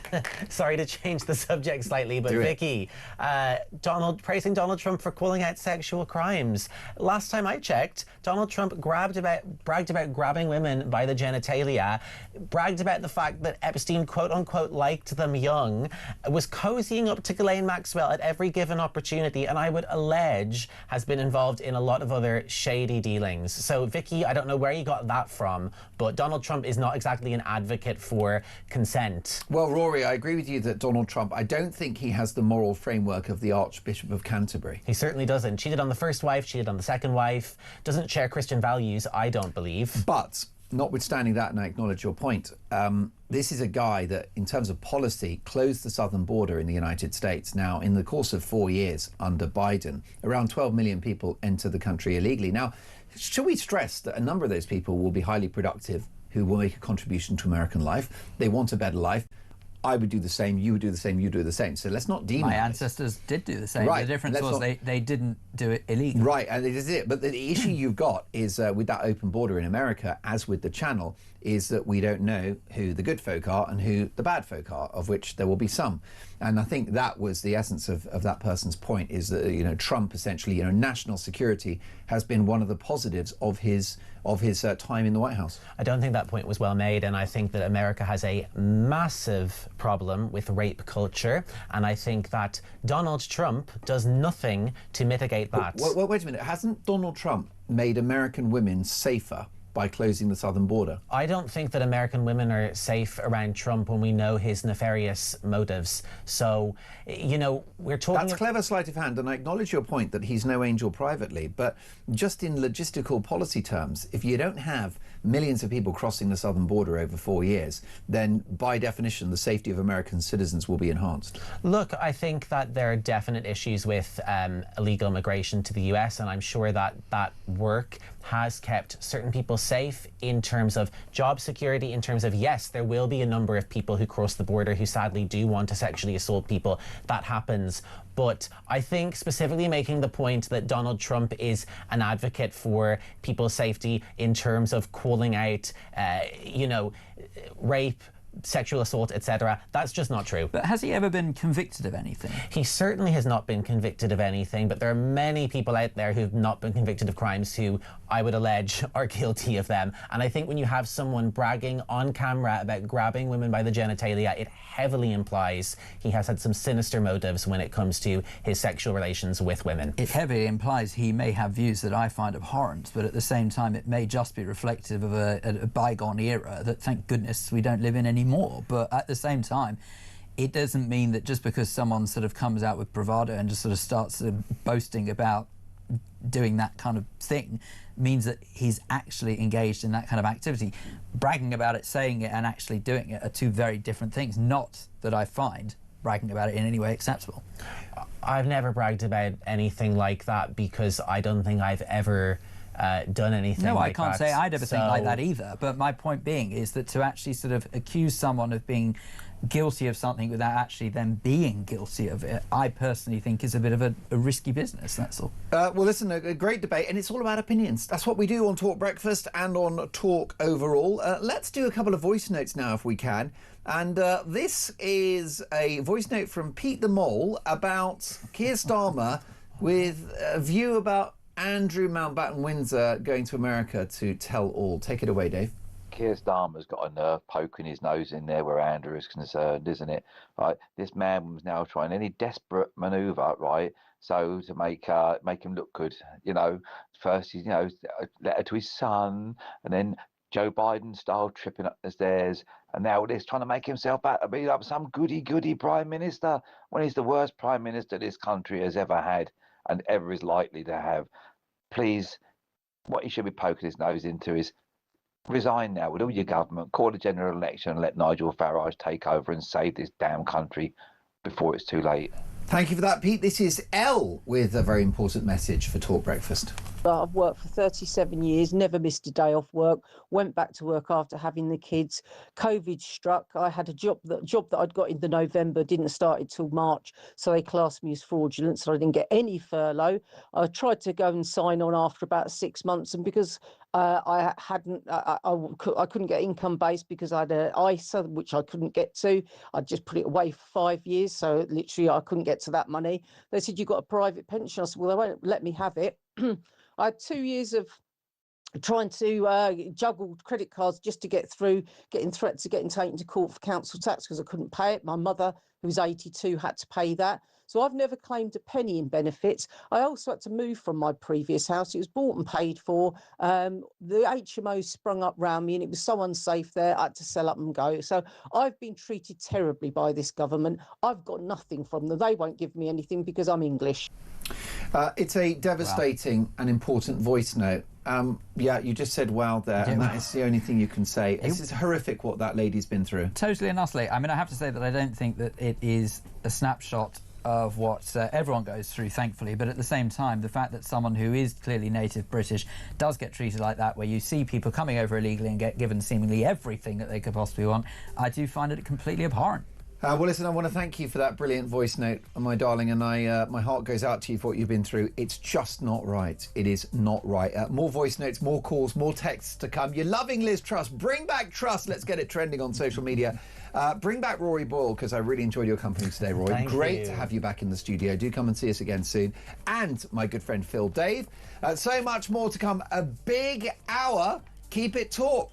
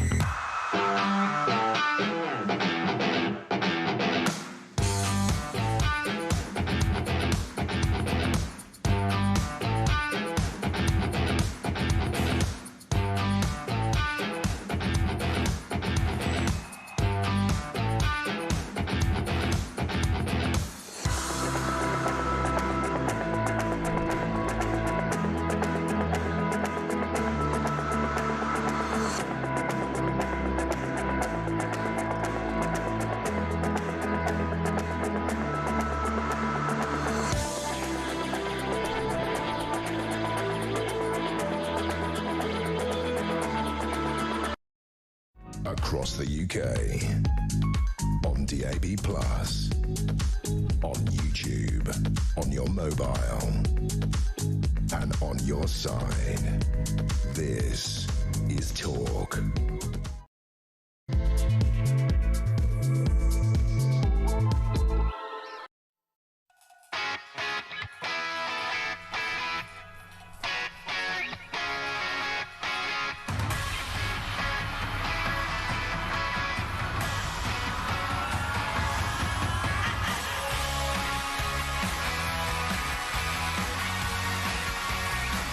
3 minutes past 9, top of the morning. I'm Mark Dolan. This is Talk Breakfast. A big hour to come. Breaking this morning, people smugglers are handing out a cheat sheet, a manual to migrants on how to lie to claim asylum in the UK. Meanwhile, teenage cadets face being marched off an army barracks as migrants move in. When will this madness end? Concerns grow about the possible impact of Rachel Reeves's doomsday budget, which of course is happening on Wednesday. You'll get wall-to-wall coverage here on Talk. And we need to talk about Denmark, the first country in the Western world to end illegal immigration and to tackle legal net migration. They've all but scrapped asylum. And this is a left-wing administration. How did they do it? We've got the inside story. Plus, today's front pages. And has Nigel Farage fallen out with his old mate Donald Trump over Ukraine? Now, my priority is to get your views on the national television and radio airwaves. My phone number is 03444991000. And do you feel like a second-class citizen in your own country? Do you now feel ashamed of modern Britain? Because that was the view of John in Newcastle, who called us in the 7 hour. It featured in today's Dolan's Dispatch because it was so compelling and, in my view, spoke for so many people. But do you feel like a second-class citizen in your own country? 03444991000. Tell me your feelings, tell me your story. Text the word TALK in your message to 87222 or send us a voice note. And as the saying goes, let's talk. You are going to love my guest on Denmark later this hour. It's quite extraordinary what they've achieved in terms of illegal and legal net migration from a left-leaning political administration. And we'll speak to the journalist who got the inside story in just a few minutes' time. But if Keir Starmer's under pressure, would a replacement, would a new Prime Minister and a new leader of the Labour Party improve the country's fortunes? Let's get the views of political veteran, broadcaster, former government minister and a very old friend of mine, Edwina Curry. Good morning, Edwina. Good morning, Mark. It's nice to see you looking so svelte and smart and all the rest of it at this time of the morning on a Sunday. Well, that's very kind. I found the hairbrush in the dark by some miracle. Not as smart as you, Edwina, always brilliantly presented. And I'm really curious about your thoughts on the current administration and the leadership of it, because you're no stranger to political machinations, political drama as a former Conservative government minister. Keir Starmer, he's not long for this world, is he? Well, my own feeling is I hope they keep him there for a little bit longer. On the world stage, where of course he is most of the time, completely missing from Downing Street, he's actually doing a good job. He's good on Ukraine. He seems to be able to deal with Trump reasonably well. He's getting really good trade deals, some really tough stuff. He's very good on defence. I mean, they don't boast about it. That's not the sort of thing that Labour puts lots of videos out about. But they've signed some fantastic deals recently, which are actually going ahead with Turkey, with Norway, which means that we've got lots of work happening up here in the north of England, and the money is coming in from other countries. That's exactly what you want. I wish he'd listen a little bit harder to those international people who say, look, you need to make your country a lot friendlier to wealthy people, because if you don't, they will all end up in Abu Dhabi or in Dubai and you will lose all that. But actually, Keir Starmer, I think, is doing well on the international front, and that's a good news. When it comes to at home, what nobody realises, Mark, when they go into politics and they fight elections, is it's much harder to do a completely different job called running the country. And that if you go on making speeches about how awful your predecessors were, you're not focusing on what you need to do to make sure that the job that you actually got in hand is going to be effective. I mean, you know, I listen into what's happening, for example, in my hometown of Liverpool. And they've just announced that the former mayor of Liverpool is going to be charged. And of course, everyone's innocent till proven guilty.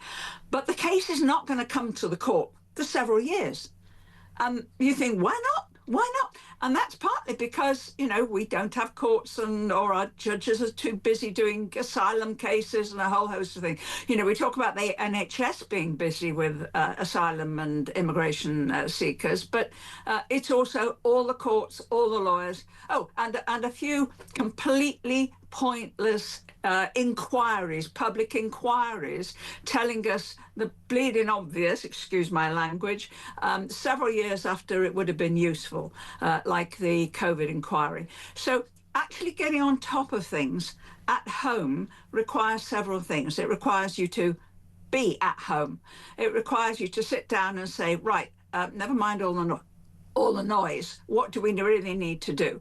And I can't see Keir Starmer being the man to do that.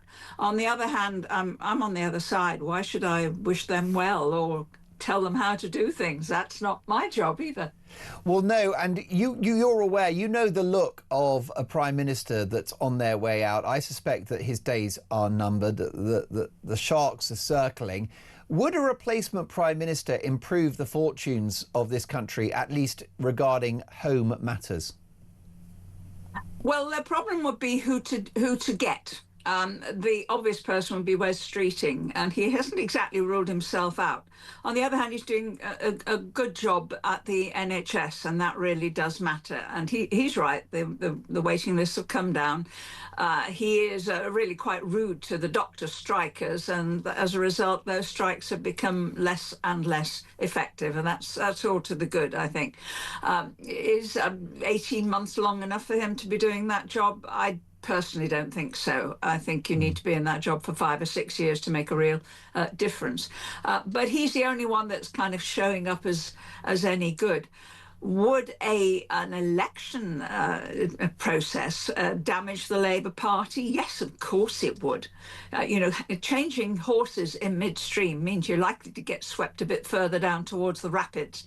On the other hand, it may well be that this Labour government is only going to be a one-term one anyway. So if they can do rather better with some of the other things I've mentioned, like, you know, just getting the courts sorted out, getting immigration sorted out, maybe making sure that we're not all taxed out of existence, maybe making the world a little bit more friendly to those who've got the initiative and the energy and the money. They're called entrepreneurs, and we need them.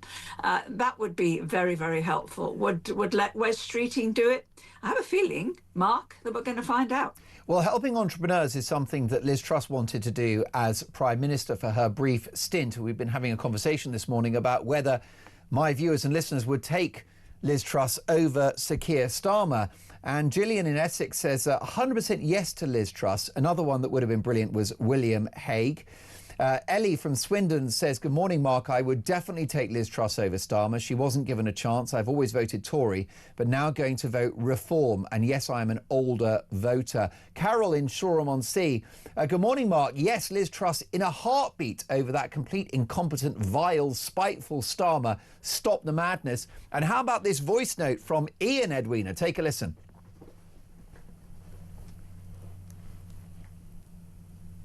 Hi, Mark. In answer to your question, I would take Liz Truss over anybody, with the exception of Nigel Farage as Prime Minister. Andrew Bailey destroyed Liz Truss, and he's still in post. Ian from Oldham. Ian, thank you for that. Ian speaks for many. There you go, Edwina. Bring back Liz Truss. All is forgiven. Well, Liz Truss, I think, had the right ideas, but a little bit like Morecambe and Wise, she was playing them all in the wrong order.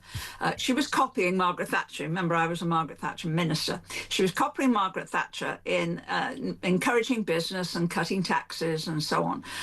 But she didn't realise that Margaret took 10 years to do that properly, and that you actually have to stabilise markets. You have to have a much more long-term view. You cannot do it in 7 weeks flat. And you particularly can't do it by dismissing all the commentators, the OBR, the bond markets. You can't act as if they don't exist just because you don't like them. I mean, I think I might just marginally take Liz Truss over Rachel Reeves, provided I was her chief advisor, then she might listen to me and we might actually have made some progress. But 'tis done. What we can't do is keep harking to the past. We've got to look forward. We've got to think how we're going to survive in the world of Putin being completely bonkers, of Trump being, shall we say, at very best, untrustworthy, saying one thing one week and one thing the next week. And with the government that we've got, Labour's actually got a majority of 148 officially, so we're stuck with them for the time being. Brilliant. Well, in a moment, I'm going to bring our studio guest into this conversation, Edwina, but we've got to talk about a video that has resurfaced. And this was issued by the Department for Education on X, the social media platform. And it was a vox pop. This is where a presenter, a host has gone around and asked the public what they'll be doing with the extra hour that they have to spare now that their kids are going to a breakfast club rather than having breakfast at home. And have we got that clip? Yeah, brilliant. OK, take a listen to this, Edwina and Peter, and my audience. You'll be quite amazed by what you hear. Get like a 5-minute nap, even though it's not enough, but I don't relax. If I had an extra half an hour, I would go to the coffee shop with all of the other mums. Do something for myself. Housework. Housework. I walk around with 8 hands, so I'll be cleaning the table there, I'll quickly brush that, and I'll go and quickly wash the dishes. I really think it helps. Edwina, you are a high-profile advocate of compassionate conservatism and a welfare state, which is a safety net for those that need it the most. But this is not why we pay our taxes, is it? So that you've got breakfast clubs so that mum can get a coffee at Starbucks. I love that dad, that lovely dad in the blue hoodie. He was. I'd like him as my grandson with my great grandchildren. That would be absolutely perfect. I agree with you. I think there are better ways of spending public money. What Starmer is doing, what Starmer and the Labour Party are doing, is painting parenthood as being really hard, which it is, and that the state can take over the really hard bits, which it can't. The money would be better spent on education, if that's where it's needed. Or indeed, as I've hinted, I think one of the real emergencies that nobody talks about is the state of our courts and our justice system, which are holding up absolutely everything. And if more effort was put into that, then we might actually make some progress and have a better life for everyone. I completely agree with you, Edwina. Stay with us. With me in the studio is the formidable Peter Barnes. And Peter, is it beyond the wit of man to put breakfast in the stomach of your own child? Well, I found it quite concerning when one of those women said, I sometimes forget if my child has eaten. I found that quite concerning. And, I'd like to think if you're a parent, you know whether you've fed your child. But I have to admit, you shouldn't underestimate the power of that type of campaigning. It is quite effective at particularly newer parents who might be feeling that kind of strain and they want a little bit of extra help from wherever it's going to come from. I do think that I agree with you, this is not the right way to do it, but it's a very effective way of campaigning to go after a very unique group of people. What we actually need is economic reform, so we have so your pound goes further, so the money you have, it can be spent more efficiently, so you don't have to rush around, you don't have to do that extra slog at work, go in early to make sure everything's done. We've got to make the economy start working for people, and that doesn't happen when we've got Wednesday, which is going to be an economic catastrophe, I'm afraid. Yes, and Edwina, the reason why I've always admired you hugely as a politician is that whilst you represent compassionate conservatism, you also advocate self-responsibility, and that's something that's not in evidence from this viral video. Well, also, let's just remind ourselves that a lot of those parents are going to be paying the extra taxes that Rachel Reeves is about to impose, or their employers are already paying the extra taxes. So there's no free lunch and no free breakfast, it turns out. Of course, absolutely right. What Margaret Thatcher always used to say was the problem with socialism is sooner or later you run out of other people's money. And that's still true. It most definitely is. And also, Edwina, we do have a welfare state. So people that are in need are the beneficiaries of state handouts anyway. So in principle, clearly no one wants a child to go to school hungry. That's a devastating, indictment of our society. But we have a welfare state which is designed to enable families to feed their kids before school. Oh, I don't think shortage of money is the problem. I think disorganisation is often the problem. When I had a Ukrainian family living here, as you know, for about 3 years, I learned a little bit of language. I learned that Misha, Misha, davai means Misha, Misha, hurry up. First thing in the morning, davai, davai, because I was hearing this because the kid was still in bed when he should have been on his way to school. And gosh, what an education that was. We should ensure that parents at all levels understand the value of nutrition and not just feeding kids, you know, all the wrong stuff, making sure that they go to school. What we used to have in school, God, years ago, was milk at 11 o'clock in the morning. It was usually sour. It was disgusting.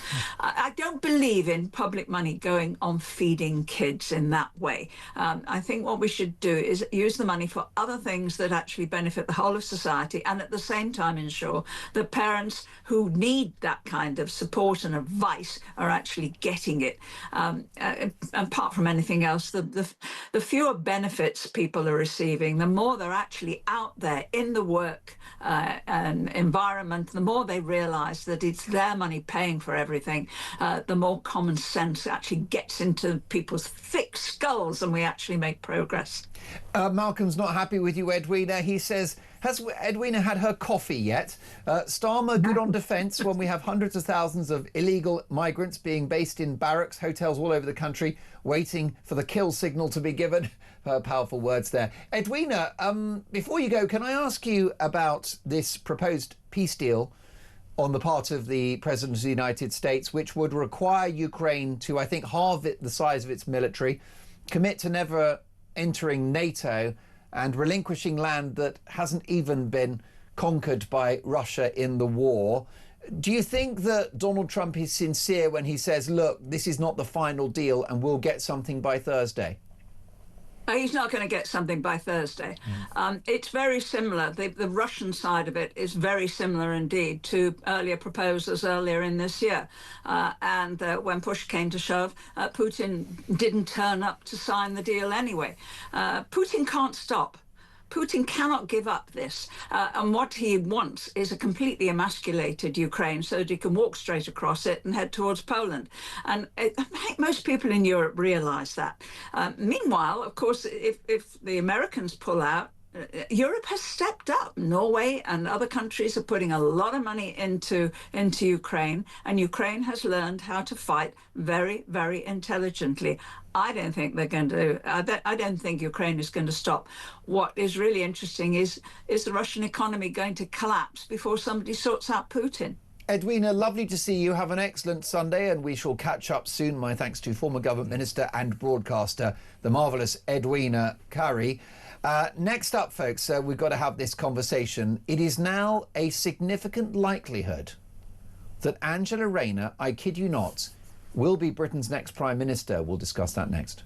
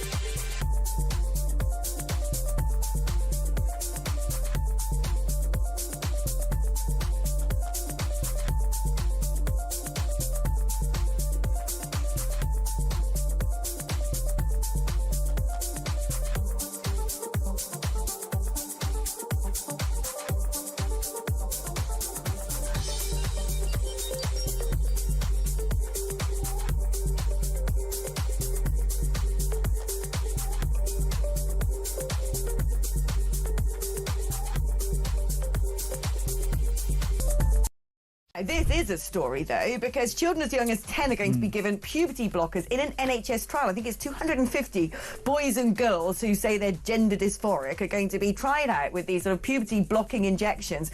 What are they doing? That's child abuse. You can't use little kids as some sort of guinea pigs in these weird experiments to see if puberty blockers are harmful in the long run with some sort of mad pseudoscience where, you know, a kid as young as 10 going, oh, I think I'm a boy. When I was 10 years old, I probably thought I was a boy at one stage.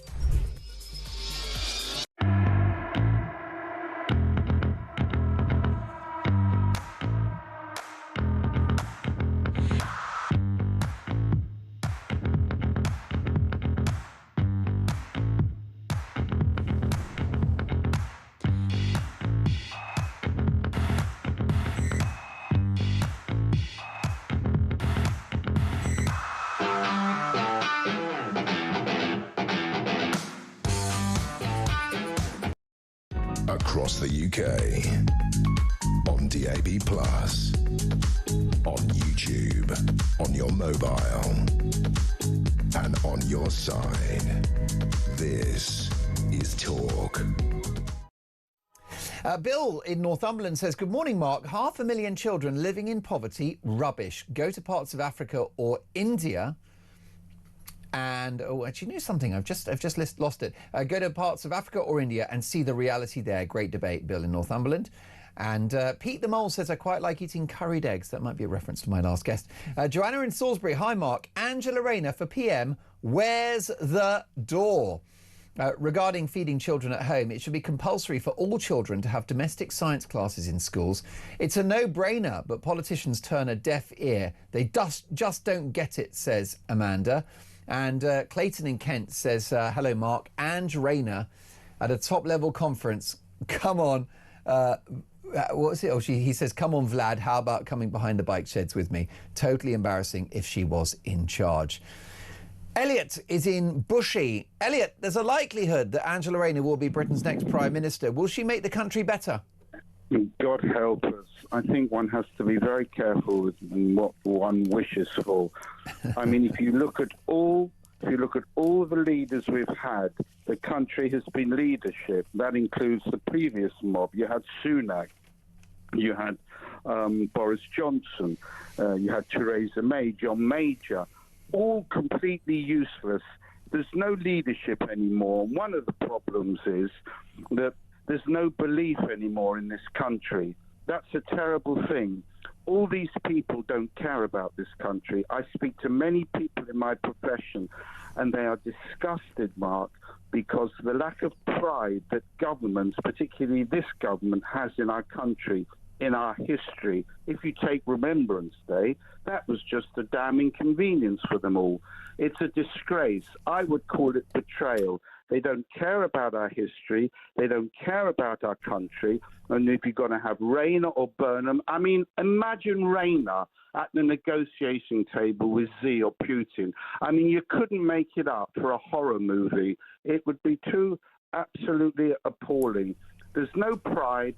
There's no understanding of what the nation needs. And until we get someone that is really prepared to say we are a Western democratic country, we are proud of our country, we are proud of the contribution that the core population makes, our economy, our history are good, it can be made better.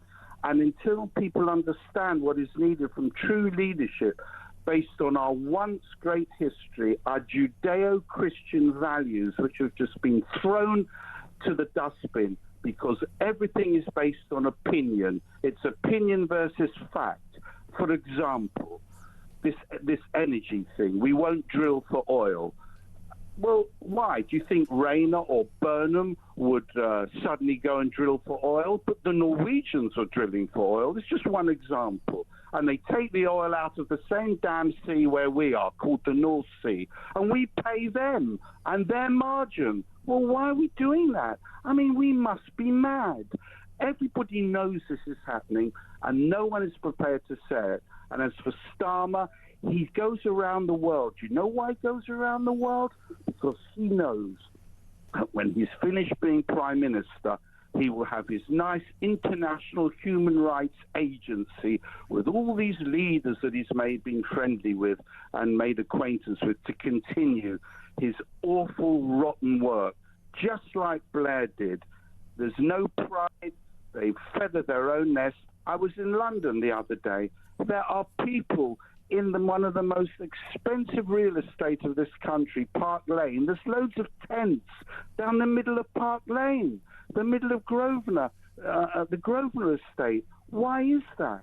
It's disgusting. No one cares about the visibility because there's no pride. And a Rayner, a Burnham, a West Streeting, they're all the same. The commonality is they hate the country, they hate you and me, they're not interested. I'm sorry to sound a downer. I don't want it. This is a great country. I was born and brought up, and I'm a Londoner. And if I look at London, how it's deteriorated, it's filthy. You've got a mayor who says there's no grooming gangs. I don't know whether there are or whether they're not. But there's clearly something going on. No one wants to discuss it. It's all opinion over fact. And Burnham, Rayner, Streeting won't make any difference until we get someone that has true belief in our history, in our culture, and in what we once were, a great country. It's very sad.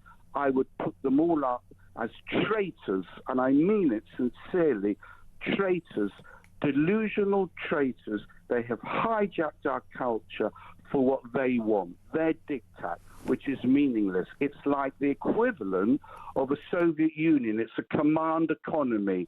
We know it's rubbish what we're spouting to you, and you know it's rubbish, Mr. Electorate, but we're going to do it anyway. Why? Because they have no other beliefs. They don't have no other way. They have no precedent. They have no understanding of what is needed.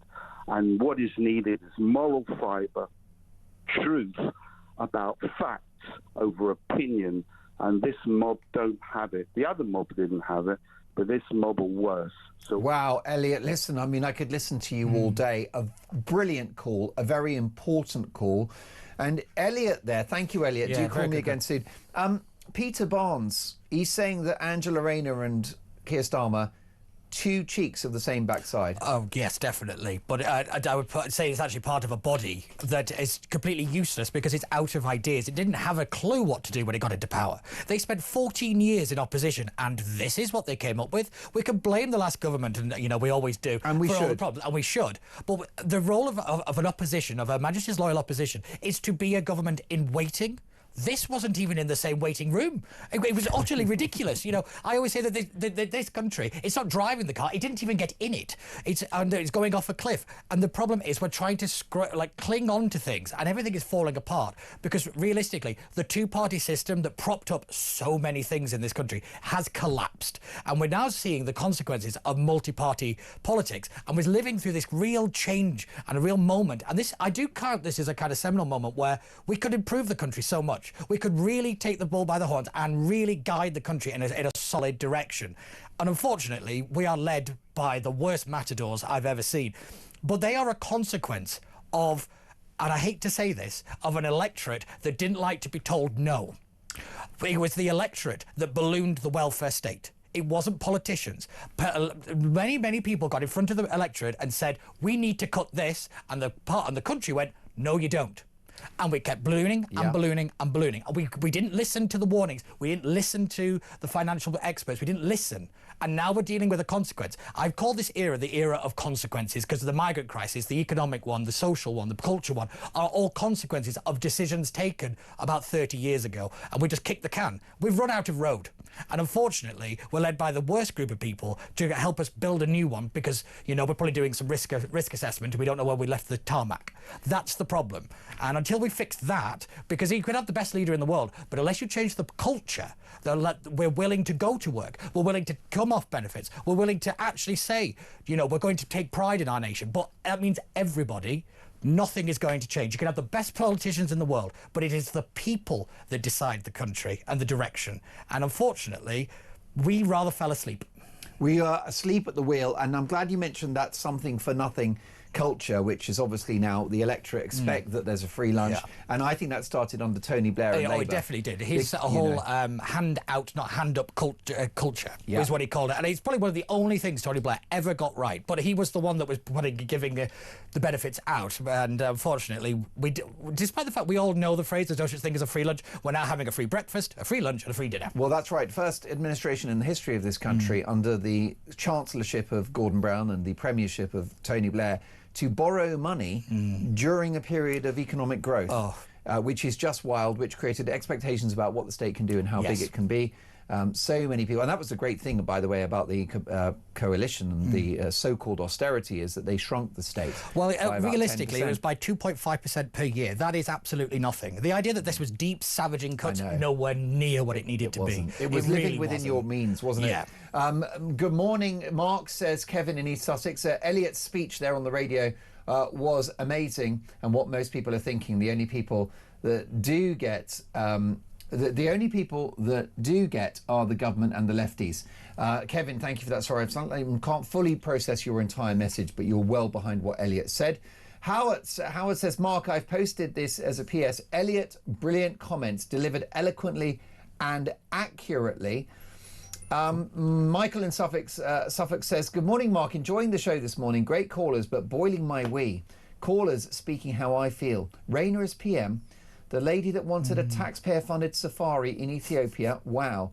When Starmer said he set standards, he means Labour have lowered the bar on everything. Thank you to all the callers of this show. Michael, I agree with you with that. Rayner is the definition of a champagne socialist, says another texter. She's made huge sums of money by having an agenda and being gobby. The left stick her on a pedestal. In another life, she'd be sat on her backside claiming benefits. Good morning, Mark, says Ray in Liverpool. What a great call from Elliot in Bushy. I agree with every word he said. You should have him on as a regular guest. Fantastic show, says Michelle in Altrincham. Elliot's call was brilliant. I totally agree.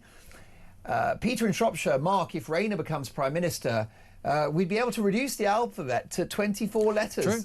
We won't need the H's. Finally, we can make a cut. Please imagine that. Listen, we had a great discussion about the breakfast clubs. The video's gone out with parents saying, oh, I'll have a nap or I'll go to Costa. This from an unnamed texter. Hi, Mark. In my opinion, parents should be given lessons in managing money, sitting down and prioritising where their money goes. The majority of people on benefits get more money than the working man or woman, and they somehow cope. Great show. How about this from Tracy? Tracy says, good morning. Any reason why every show you have regular callers and messages, like, for example, Elliot in Bushy, every Saturday and Sunday, but you never read our messages out? Well, Tracy, obviously I get hundreds of messages, but I'm going to keep an eagle eye for your messages. So keep them coming. Tracy, this is my commandment to you. Text the programme. I'll look out for you. I'll look out for everybody, because hopefully you can tell, hopefully you know that my priority, my purpose on earth is to get your opinions on the national television and radio airwaves. That is what I exist to do, and let's keep doing it. Next up, this is unbelievable. Denmark ended illegal immigration. They've more or less sorted the asylum thing. Absolutely miraculous policies. How did they do it? That's next.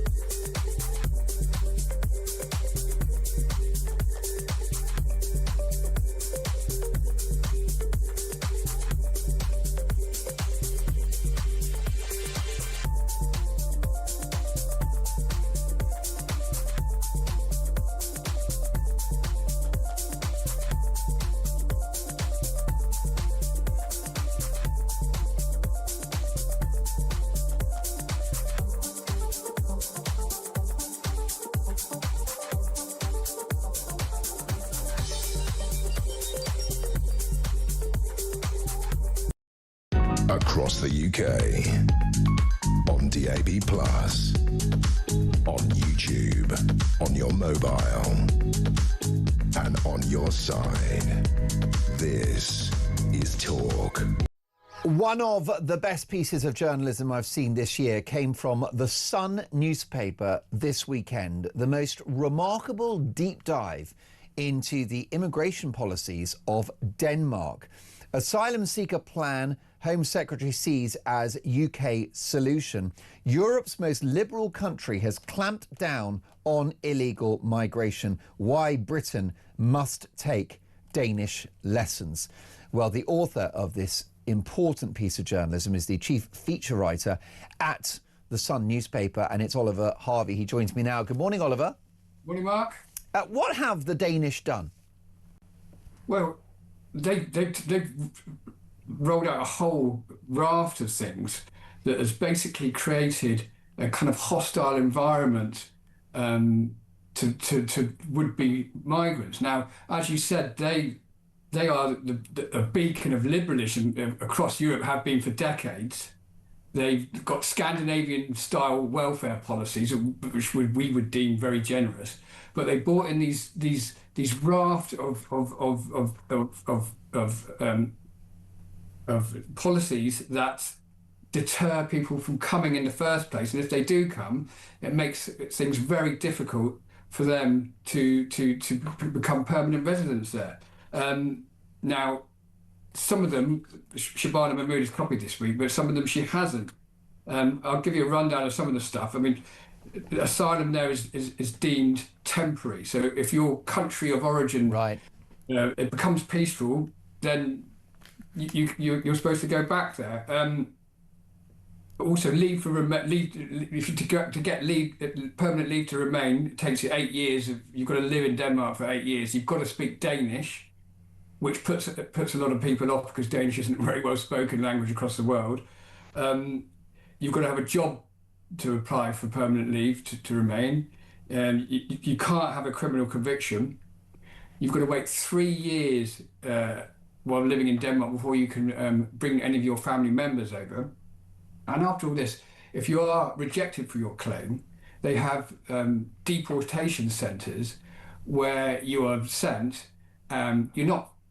If they can't physically eject you, you're not allowed to go into education. You're not allowed to have a job. So you're in a kind of no man's land, sitting in this kind of austere deportation centre, and a lot of people choose to go. And indeed, they offer fees for people to actually leave Denmark. Interestingly enough, I've done a lot of reporting from Dunkirk and Calais, and I've met quite a few people there who've come from Denmark saying, look, we've had our asylum claims rejected, and we're going to have a go in Britain. And a big feature, Oliver, of this policy has been the curtailment of access to the generous welfare state for illegal immigrants. Yeah, that's right. They've made things very difficult, but they've gone a little bit further than Shabana Mahmood in that they've have things like something that was known as a jewellery tax. So if you arrive in Denmark across the border and you have a certain amount of cash or assets, they can seize that, and it became known as the jewellery tax because people were worried that personal jewellery would be taken, but the government minister assured me that that's never happened. So there's that, and there's also the ghetto law where they break up, or they try and break up estates where over 50% of the population is deemed to be non-Western, or their children or non-Western second generation. So they have gone a little bit further and a little bit tougher, which surprises a lot of people that Denmark is this poster child of sort of tough immigration policies. Yeah. And because a lot of countries have looked at them, I think Germany looked at Sweden as doing similar stuff, and Denmark sort of looks across at Sweden and thinks they're for the grace of God, because Sweden now has some absolutely horrific gun crime statistics and crime statistics. so they look across the sea to them, and that's why a lot of their stuff has been popular. And as I said, this is from a centre-left Social Democrat-led government, so it's not a right-wing thing there. No, that's right. It's a political consensus across the spectrum. And what it's done, by the looks of it, Oliver, it has diminished the appeal of the far right. Yeah, and they say that. They say, look, in 2015, when there was the migration crisis across Europe, the far right party there rallied. It was doing well, and this effectively killed them off as an electoral force. Although they're still sort of bubbling around their various far right parties.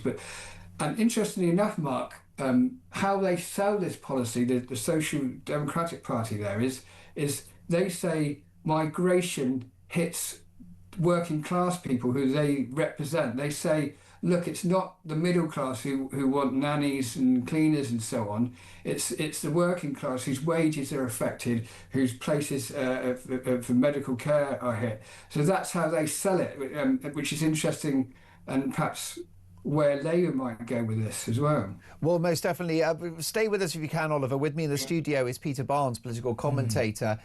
This isn't left versus right in Denmark, and what it is an administration centre-left that is concerned about the welfare of ordinary Danes, and of course about the very generous welfare state which they don't want exploited. Yes, can I say this is a great piece of journalism and something that we really needed to talk about, because I don't think this is actually applicable to Britain, because we do not have the consensus. I mean, the ruling party can't even agree on itself for what it wants to do, let alone have this kind of cross-party appeal and a unified front of saying, this is the direction we're going in. Because I go back all the way to 2011, where David Cameron gave a speech at the Munich Security Conference, and it was called Muscular Liberalism, and it was actually defending your culture. And this is what David Cameron wanted to bring in, and it got ruined, obviously, by a Guardian, commentary, but it was a great idea of saying, and this is why the ghetto rule is really important, it's about maintaining Danish culture and putting that as the kind of a peak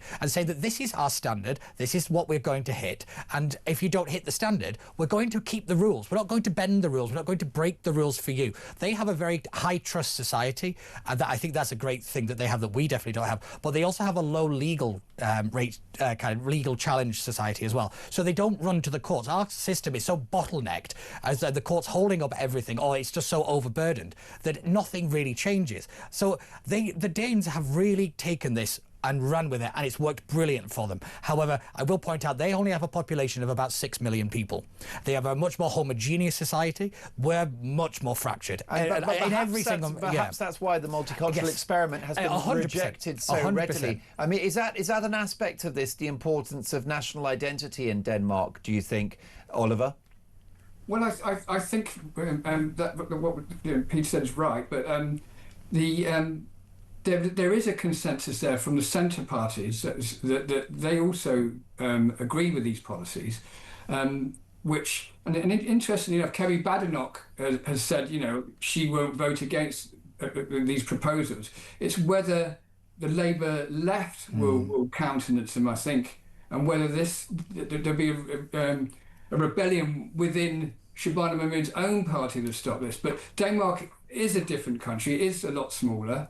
And commentators over there pointed out to me that the draw of the English language is massive for would-be migrants. And a lot of people have at least an understanding of English from across the globe. There's not many people across the globe that speak Danish. So we are a much more of a magnet for would-be migrants for that reason, and also a lot bigger economy. Also. And briefly, Oliver, before I let you go, it seems that the Danish political establishment, perhaps the media and the population, are not in the sort of grip of woke progressive groupthink or any fear of being called racist. Well, interestingly enough, I was talking to the government minister there about the situation with flags going up here, the Union flag and St. George flag on lampposts and so on. And he said, if that was happening in Denmark, people wouldn't understand why it would be a problem. So we have a different set of obviously a different set of values. But he said, you know, the far right haven't claimed the flag there, or you know, everyone can have pride in the flag. So it's a totally they have a totally different mindset there, I think. They do indeed. This really is a brilliant piece of journalism, Oliver. I'm so grateful that you've taken time out of a busy Sunday morning to join us. If you want to read the article, all you have to do is go to Google and Google Denmark the Sun, and the story will pop up. It's a piece by Oliver Harvey, who is the chief features writer at the Sun newspaper. Thanks, Oliver, and have a good Sunday. We'll catch up soon. Really interesting conversation and a very important one. How about this? Richie in Nottingham, when they get ejected from Denmark, they get on a rubber dinghy and they come to Britain. Why do some migrants go to Denmark? Of course, it's because they're told to go to Denmark, Sweden, Finland, Norway, Holland, Italy, etc. Otherwise, everyone would want to go to the UK. That's Alan in Doncaster. And Sean, who I think echoes your views, Peter, in Bridlington, says, Mark, the Danish system of temporary asylum wouldn't work here. Most of those claiming asylum here are from countries that are already perfectly safe. By the way, got a message from John. Tracy is not getting her messages read out, so I'm going to commit to that. I'll make sure. And John in Liverpool doesn't get his messages read out, so John, I'll keep an eye on that. I will get all of your views out there. Don't worry about that. Listen, folks, so much more to come. This is Talk Breakfast. This is the home of common sense. Don't go anywhere.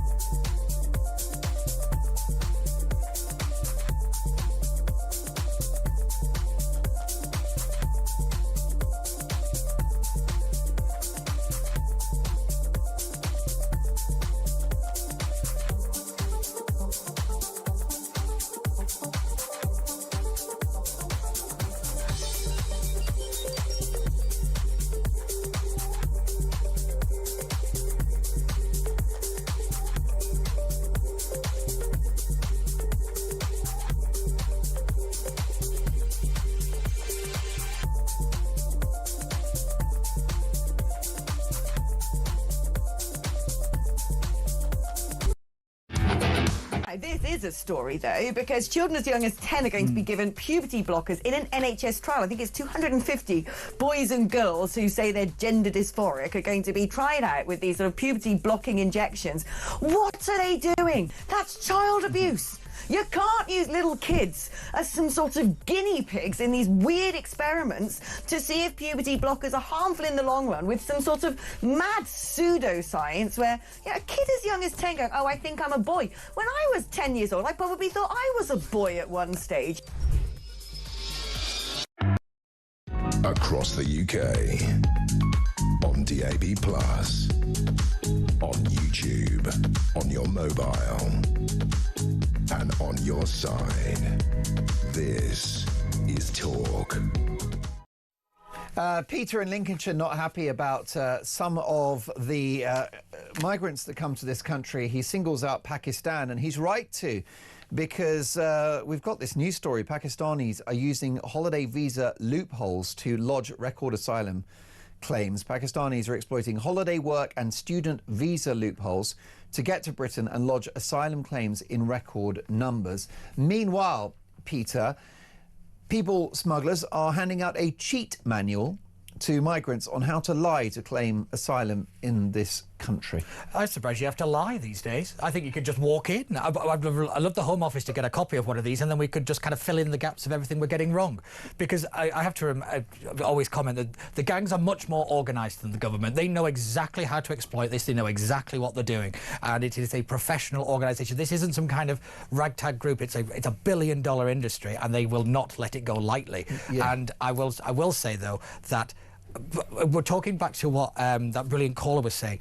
We had at one point we had Elliot. Sorry, that's right. What he was talking about was we have to change the environment, and this was a prime example. We had a 74 to 78% approval rate of asylum seekers at one point. We brought that down to 48, and we're thinking that that's still acceptable. We need to get that right back down, and actually it's tightening up things like the visa loophole, because the boats are a problem, but legal migration and people overstaying on visas and all this kind of stuff is the significantly bigger problem. The boats is a problem because it's a border issue. The actual immigration policy failure is actually in the legal route, because it's so all over the place. It's just bits of papers and bits of law here, there and everywhere. They always say in the Home Office, the one cupboard you don't open is the one marked immigration, because it's chaos, and it's so right. It's so right. It's a hot mess. Ian says the Denmark story, the bit you're missing, which echoes your remarks, Peter, is rejected applications. Our Home Office hardly rejects anyone. Graham in Southampton, legal migration is much bigger problem than we're told. He reckons 750,000 a year. It's definitely higher than the official numbers. I agree with that. Colin's not getting his messages read out. So look, Colin, good morning. Welcome to Talk Breakfast. And Leighton is not getting his messages read out. Well, I'll put paid to that. Don't worry about that. It's my job to represent you on here. And look, so many voice notes. So we better do that, Dave. Let's listen to Carl, who is an unhappy ex-Tory. Hi Mark, Carl in Bury.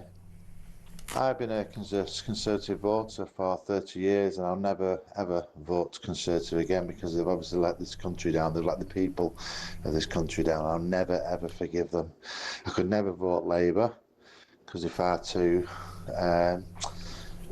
extreme from the point of view that they're always giving money to people who don't deserve it, basically. Benefits people that are coming to the country and haven't contributed. And I'm going to be voting Reform. And the reason I'm voting Reform is quite simple. I don't even see them as left or right. I just see them as pro-British. And it's as simple as that. Some of their policies are actually more towards the left, like the industrialisation policies. They want to industrialise the country again and drill, and they want to bring back apprenticeships and start industry again and boosting in industries, which is really more of a left-wing policy. Carl, a brilliant voice note. How about Damon reacting to Dolan's dispatch, in which I've said that the leftist progressive establishment have abandoned ordinary Brits? Take a listen to Damon. Morning, Mark. Damon from Wigan. I've just been listening to your dispatch, and I have to admit that I agree with everything that you said. Years ago, obviously, I served in the British Armed Forces, and I do wish that change was coming, but unfortunately, I cannot see it. And the reason I cannot see it is no matter which government gets in, including for Reform, the civil service will not allow change to happen. They're so ideology, they're so left-wing, that no matter what people try to put through, it will be scuppered at every chance that it gets. Migrants come first, everybody comes first, Britons come second. A brilliant text message there, voice note. I'd love to play the whole thing, but we're tight on time. Great job, Carl. Great job, Damon. How about this from Fee on my guest Rory's comments about Farage and Muslims? Good morning, Mark. Great show. Fee from Berkshire here. I just want to comment on what Rory said earlier about Nigel Farage labelling all Muslims as Islamists and extremists. It works both ways. Don't forget Keir Starmer has accused anyone in this country who's patriotic, wants to keep our heritage and culture alive, wants to protect women and children from various cultures in this country as far-right thugs and racists. I'm a white in my 50s woman. I'm none of those things, but I desperately want to keep the identity of our culture and history alive. Agree with you there, Fee. Another great voice note. Wish I could play the whole thing, but do that again for me. Maddie was raised in the 70s like myself. Has multiculturalism worked? Take a listen. Morning, Mark. Riddle me this. I was raised in the 1970s in Essex, and we were the only Indian family down the street. However, there was a community feel and everybody knew everyone down the road. Fast forward to 2025 and my parents still live in the same house. Apart from the two neighbours either side of them, they don't know anybody. Does multiculturalism work? I don't know. But what I do know is that we were brought up with a value from our parents that in Rome, do as the Romans do. Maddie from Essex. Maddie, thank you. Fee, Damon, Carl, everyone for the calls, the texts, the voice notes. You speak a lot of sense. Peter Barnes is with me in the studio, and next up is the fabulous Alex. Alex, how are you this morning? I'm all right, yeah, well rested.